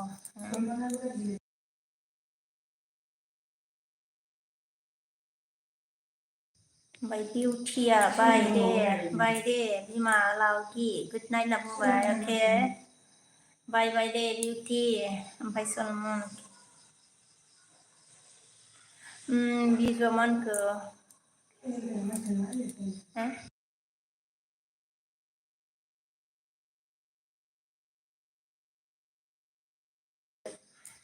What are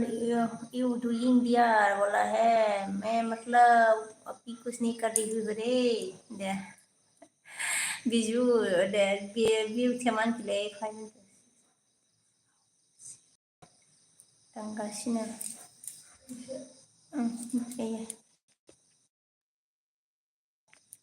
थांगासिनो आङो माखो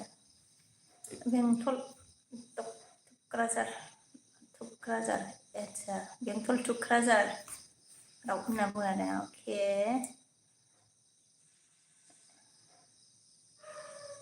बेंटल थुक्राझार ओमफ्राय बिजौआ मानखो You come to Kerala फिर कभी जाऊंगे रे टाइम में मतलब घूमने के लिए केरला और हमेशा हमको good night bye bye then okay Ramesh good night bye सबको बाय गाइस अभी रखती हूँ एलबी you are looking very beautiful बोला रे okay thank you Biju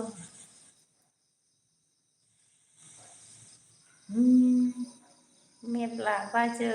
net आनो नाङा माथो आंना होनना बुंदो नेट नाङा आरो ना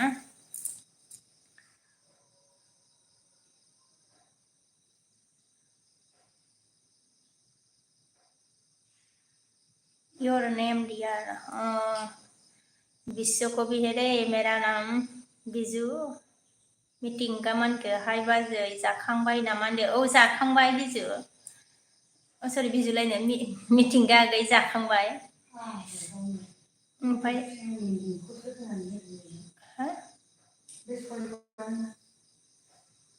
रमेना मानखो हेलो सिस्टार बोला है hello hello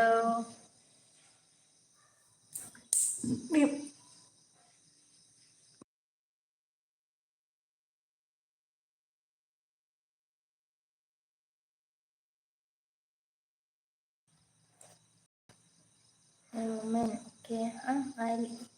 I will meet you okay बिजु होनदो धोरोमसाया मानखो जा मोजांलै बाजैया होनना बुंबाय अके नंगौ नामा नेब्लाया मानखो माब्लाबा लामायाव लोगो मोनबा रायलाय जागौमोन मानखो रायलाय जागोन ना जाया बाजै होनदो रायलाय जायो मेब्ला आगै मानो रायलाय जाया बेलाय ओमफ्राय रमेना मानखो how old okay बिरजना मानखो जा उन्दुनोसै दे आब' आंहा आब' सना गुड नाइट होनना बुंबाय अके गुड नाइट दे बिरजन फंबाय आं उन्दुनोसै धोरोमसा माबाया माखो नाव मोजांथारलै बाजैया होनना बुंदों आरोना अके मिथिंगाया मानखो मा ओंख्रिमोन बाजेनदायना ओंख्रिया जोंनिया माबामोन आरोना लाफासोमोन फार्स्ट जानाय नायदो आरोना थावो ना थावा ओमफ्राय जोंहा मेब्लाया होनदोंबानो बुंबाय नामा ओमफ्राय जोंहा सनुआ हाय होनबाय आरोना हाय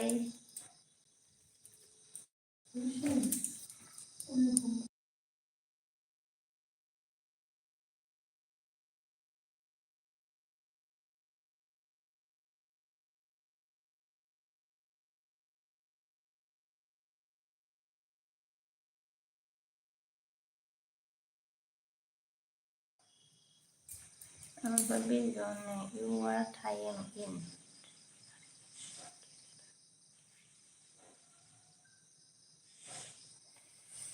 मादो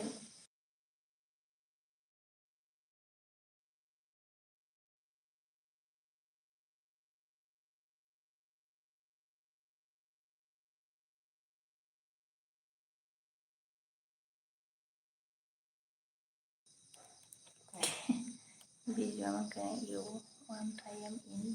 traveler in Kerala, dear. Okay, visual. Baca mangke धोरोम saya mangke baca उन्दुनोसै आं good night बाय दे good night दे आंबो दोननोसै मिथिंगाया मानके दानो लाफा मैगं मोनबायबो नामा बाजेन दे फार्स्ट टाइम दिनैसो आरोना जानाय नायबाय जोंबो बांद्राय गाज्रि नङामोन आरो एसे मोजाङानोमोन मिथिंगा आगै रन्जन हाय होनबायना हाय बेबलाया मा खबर आब' सनानदोना खबरा मोजां आगै बेबला ओमफ्राय नोंनिया माब्रै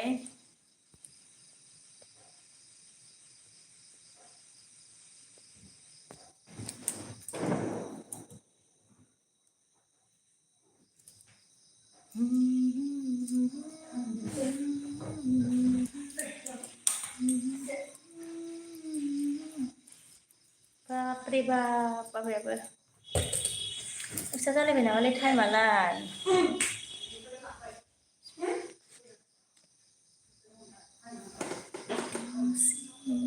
लानानै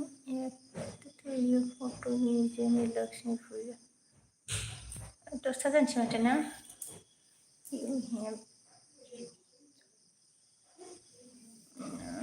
बेबले मानखो मोजां आब' सनानदो आरोना दे मोजां जानांगौ आरोना आगै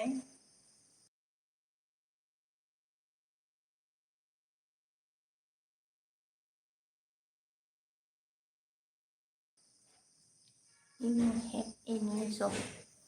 मैं कुछ काम नहीं करती हूँ रे बिजू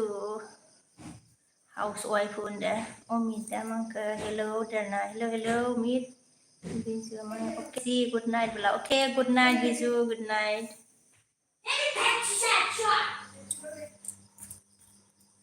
मिथिंगाया बिराद गोबावसैलां लाफा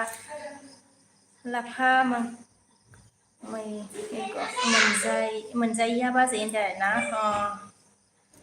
मिथिंगाया अबावबा थायो खोमा मिथिंगागै माबाफोर मावो नामा गोबाव जाबाय आरो मोनजायाना दा ओंखारहांबाय नै गोदाननो एसे उनाव मेनला जानोसै मिथिंगा आगै ओमफ्राय अबेनि जाखो मा ओंख्रि जाखो बेबलाया मांखो जाबाय नामा आब' सनानदो ओंखाम जाखांबाय Are you from sorry where are you from बोला है I'm from मतलब Assam लक्सी हेलो बोला है हेलो राज समंग you are very nice thank you लक्सी हेलो बोला हेलो जोम राजा हाय मंखो लाउगी I am जोम राजा होनना बुंदों आरोना जोम राजा गिलौ बालौ नामानो मा जाखो जोम राजा हे लक्सी हेलो बोला हेलो उमिदा मंखो ओके होनदों I am from Sri Lanka बोला ओके मतलब आप श्रीलंका से है ओके अमीदा मन के अच्छा बोला है you from बोला हम असम है I am from Assam बेबलाया मानखो मा ओंख्रि जाखो सना होनदों आरोना ओंख्रिया जोंना लाफामोन आरोना फार्स्ट टाइम मिथिंगा गैया मांगा औ बाजै आङो दा हिमाचलावसो दं होनना बुंदों माबा जब मावो नामा मिथिंगा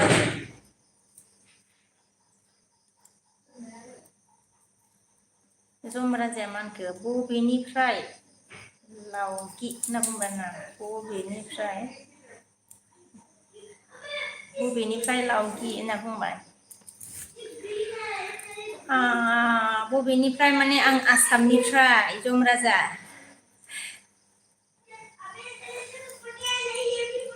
सोरगोआवसो थाग्रा नामा होनदों जमराजायालाय गिलु बालु होनदों आरो ओमफ्राय जों मिथिंगाया मा होनखो बिदिनो बाजै सैमा साख्रि मावो बुजिना लादो बाजै होनना बुंबाय आरोना सैमासो होनना लालायो आरोना के मिथिंगा आगै मा डिपार्टमेन्टआवबा अके ना आर्मि नामा ओमफ्राय जा अमिता मा होनखो मुजे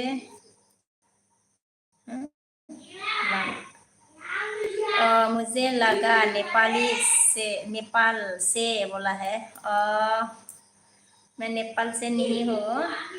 हाजिमा मानके हाबाब आब' दिनैसो लोगो मोनलायबाय आब' नोंखौ होनना बुंदों के थाजिमा गै दिनैसो लोगो मोनबाय आरोना ओमफ्राय मा खबर थाजिम ओमफ्राय लाक्सिमंखो इउ बिउटिफुल गार्ल बोला है अके बेबलाया मा होनखो गोथावथार माथो आब' होनदों गोथावमोन एसे गोथाव मोनो ओंख्रिया ओमफ्राय जोंहा संबु मा होनखो हेलौ होनबायना हेलौ जमराजाया मा होनखो गुड नाइट लावगि बस होनना बुंदों बस नामा अके जमराजा मिथिंगाया मा होनखो CIC औ बाजै होनना बुंदों मोजाङानो दे मिथिंगा आगै ओमफ्राय अजितआ हाय होनना बुंबाय हाय अजित थाजिमा मा होनखो मोजाङानो आब' आंहा नोंहालाय मारै खबर सबर होनना बुंदों आंनाबो मोजाङैनो दंथ'यो आरोना थाजिमा आगै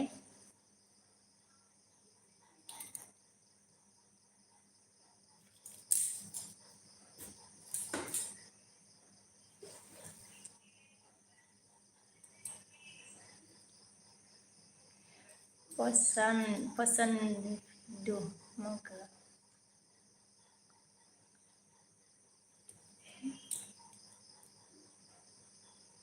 बेबोला जमराजाया बेयो मानो फैदों जमराजाया बेयाव मानो फैदों गोजौआवसो थायो होनना बुंदों औ गोजौआवसो थायो आरोना जमराजाया गिलु बालु होनदों मिथिंगाया मा होनगोन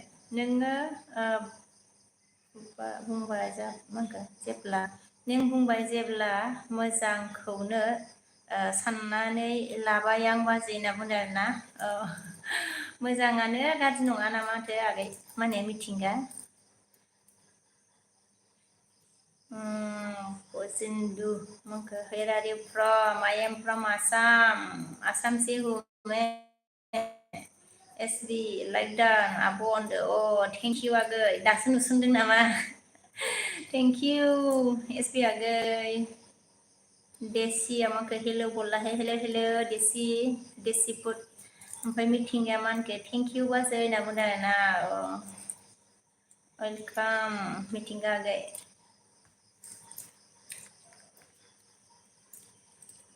दासो माखो बासिथारमोन सरि बिजिथारमोन होनना बुंबाय ओमफ्राय मिनिबाय मिनिदों ओइ प्रफाइलखौ सोलायलायबाय नामाब्रा नोंलाय SB आगै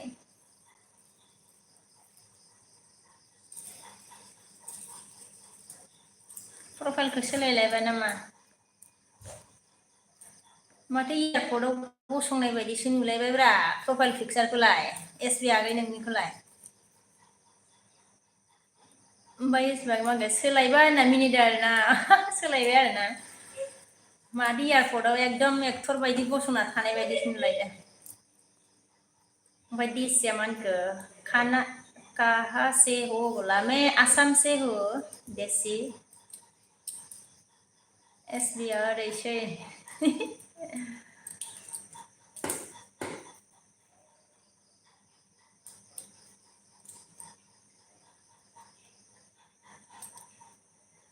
मिथिंगा गेमानखो बाजै सोरबा नोंनि लोगो दंबा खालामना होदोलै बाजै होनना बुंदों आरोना आंहा मा होनो गैयाखौनो होनांसिगोन आरो आङो ना मिथिंगा आगै मोनगोन दे मोजां मोनगोन मिथिंगा आगै मेरला मोजां मोजां ओंखारबायना सिख्लाफ्रा ओमफ्राय जोंहा बे बरला मांखो गुड नाइट आब' सना जम राजाया लांला बायगोन होनना बुंनो औ दे गुड नाइट दे औ लांला बायगोन दे बे बोला आगे दे गुड नाइट देसी अके बोला है इस बे आगे मान गो मा खालामना थाया आब' दहाय होनना बुंनो बेखौसो सोंदों मा खालामनो आं उन्दुबाय खामानि मावदों आरोना बोरैबाबा मोजां जादों आरो आंथ' नेट थाबा मबाइलजों थायो नालाय जोङो ओमफ्राय एसे बिदिनो खामानि मावलाबायबाय जिफ्रा गालाय गुजाय जि गाननायफ्रा ओमफ्राय बिदिनो न' सिबबाय माबाय थेवबो मबाइलखौ दांफ्लांबाय थायोलै एसबि आगै दांफ्लांबाय थायो मबाइलखौ नायफ्लांबाय थायो बरिं जायो एसेबाबो बरिं जायो नोंलाय मा खालामनानै थाया ओमफ्राय जों मिथिंगाया मा होनगोन दे जेबो नङा बाजै होनना बुंदों आरोना जेबो नङा होनना बुंबाय अके एसबि आगै मानखौ अन आरोना ओमफ्राय नयन बिटिवाया मानखो बहानि आब'आ होनना बुंदों आरोना आङो मा होनो बङाइगाव आसाम ओमफ्राय एसबिआ मा होनगोन आङो एगजाम हैदों ना मिनिदों एगजाम होदोंमोन आरो नोङो मिनिबावलायो एगजाम होनाया क्रिस हाय where are you from ओमफ्राय you look so pretty बोला ओके I am from मतलब आसाम और थैंक यू ओमफ्राय देसी हमने तो कर लिया कोशिश करेगी कोशिश करेगी मतलब हमने तो कर लिया कोशिश करेगी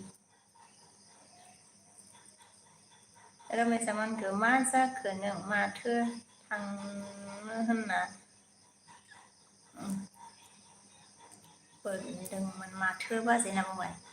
थांनो होनना बुंदोंमोन माथो बाजै होनना बुंबाय औ दोननोसै र' रमेश आगै मिथिंगाया मानखो नागिरबाबो आच्छा नागिरबाबो मिलायनाय मोनला माथो बाजै दानिया सिख्लाफोरखौनो होनना बुंदों मिलायनाय मोनथ'वाखै आरोना मोनगोन दे मिथिंगा आगै मानो मोना जानो बोरैबा खाफालनि लिरनाया सोरजों लिरना दोनदो आरोना इसोरा ग्राव मोनगोन र' मिथिंगा आगै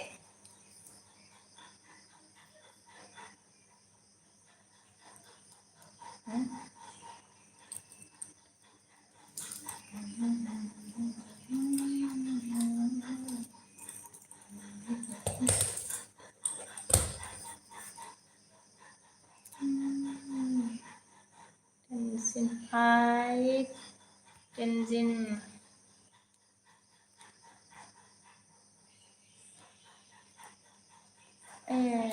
एसबि आगै मानखो मानसिनि खुसि माखो खुगानि मानसिनि खुगानि जंफार हाथाइखौ मा बुङो आब' बेयो फैदोंना मिनिदों आं मिथियाहाय इदि फैदों आरोना मिनिनानै थैखागोन मानसिनि खुगानि जंफार हाथाइखौ मा बुङो आब' बे फैदों होनना मिनिबाय मा होनोहाय एसबि आगै हाखोनो हायासै नोंलाय खुगानि जंफार हाथाय आं क्रिसा मोनखो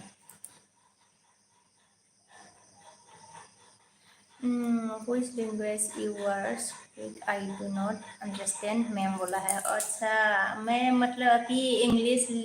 सॉरी बोडो लैंग्वेज में बात कर रही हूँ क्रिस बोरो लैंग्वेज है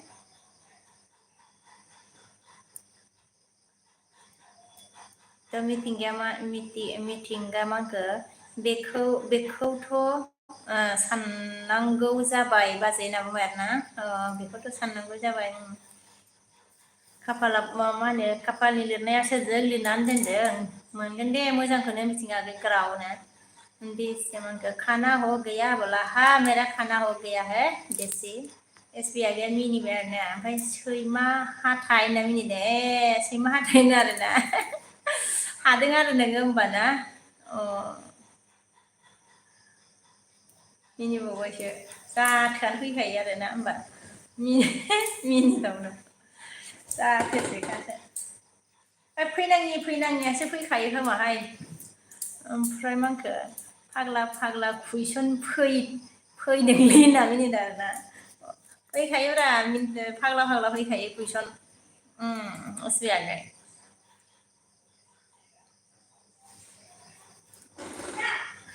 ओमफ्राय मा होनखो क्रिस ने क्या बोला मेरी को समझ नहीं आया लग रहा है आप नेपाल से बोल से बोल रही हो मैं नेपाल से हूँ असम पर कैसे ज़्यादा होता है तो आप अच्छा मैं बोरो हूँ अच्छा इसलिए आपको समझ में नहीं आया होगा क्रिस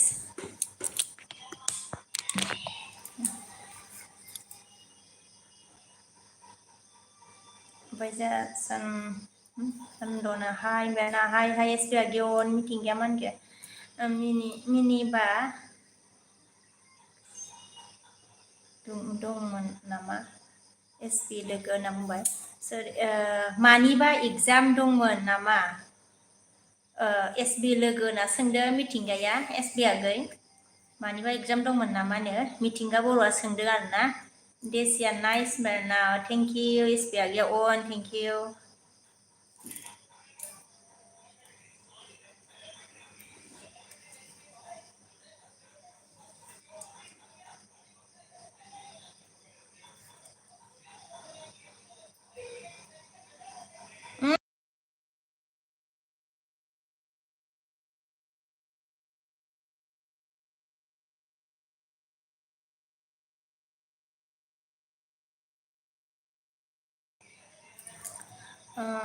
Adri grade 4 ni होनना बुंबाय आरोना बख्री सामोगो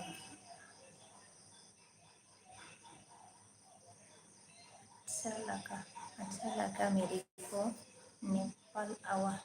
नेपाल आओ घूमने के लिए आपको नेपाल पर वेलकम है मैं हूँ नेपाल पर आपको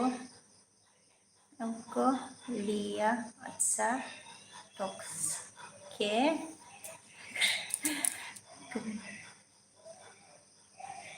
anyways ओके तुम अच्छा लगा okay thank you Chris Nepal क्या बोला नेपाल आओ घूमने के लिए ओके फिर मतलब फिर कभी जाऊंगी नेपाल में घूमने के लिए क्रिस वेलकम करने के लिए थैंक यू ओमफ्राय जोंहा जमराजाया मा होनखो मा ओंख्रि जाखो बस होनना बुंबाय आइ जमराजाया जोंना माबा मिरामिस लाफा ओंख्रिसो दे जमराजा लांथ'नाङा होनदो मिरामिससो दिनै मिरामिस बेदर जाबावनांगौ होनदो आरो ओमफ्राय जोंहा आरबरा मा होनखो हाय जारौ मा ओंख्रि जाखो होनदों लाफा ओंख्रिसो जोंनिया फार्स्ट टाइम जानायनाय बायदिनो ओंखारजेननायावनो सन्तोषा मा होनखो फ्रम कर्नाटक होनना बुंदों आरोना अके ओमफ्राय सन्तोषा हाय बोलाहाय हाय हाय सन्तोष बिजय मा होनखो अके सन्तोषा मा होनखो आई एम फ्रम कर्नाटक अके मिथिंगाया मा होनखो फानिया फोर्थ ग्रेड आवबो बिदि सोंनाय फैलाय नामा एसबि लोगो होनना बुंबाय आरोना ओमफ्राय बिजय मा होनखो इउ नेगेटिभ नेपाल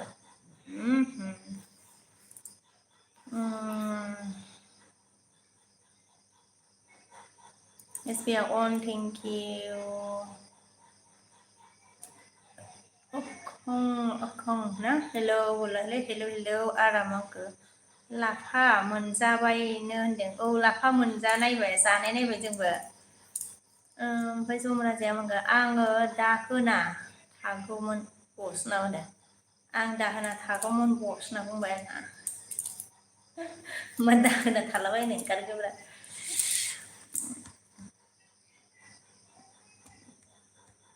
बन विकास देव वर्मा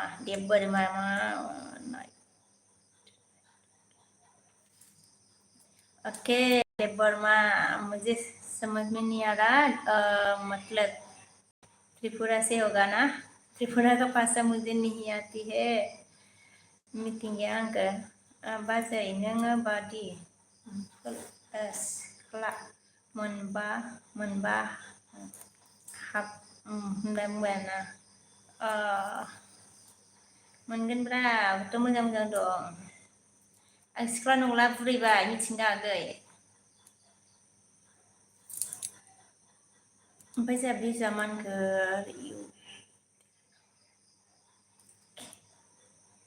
के मिथिंगा मा होनखो हाबाब लासिगौमोनलां होनना बुंबाय आरोना मोनगोन दे मिथिंगा आगै मोनगोन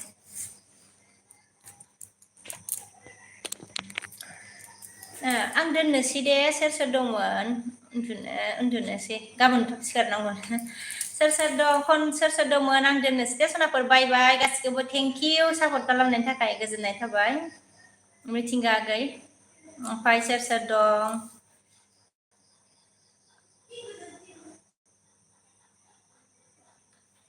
नोंथ' बुरैबाय बाजै आंबो मिथिगौ होनना बुंदों आरोना औ ओमफ्राय नायाखा आंखौ नाइटमेर ना औ नाय दे गुड नाइट ओके सबको बाय गुड नाइट गाइस लेट्सी डेडी जी बोला हाँ भाई जी तो क्यों रो रहा है ओके बाजै डाना जा मीटिंग आ गया ओके बाय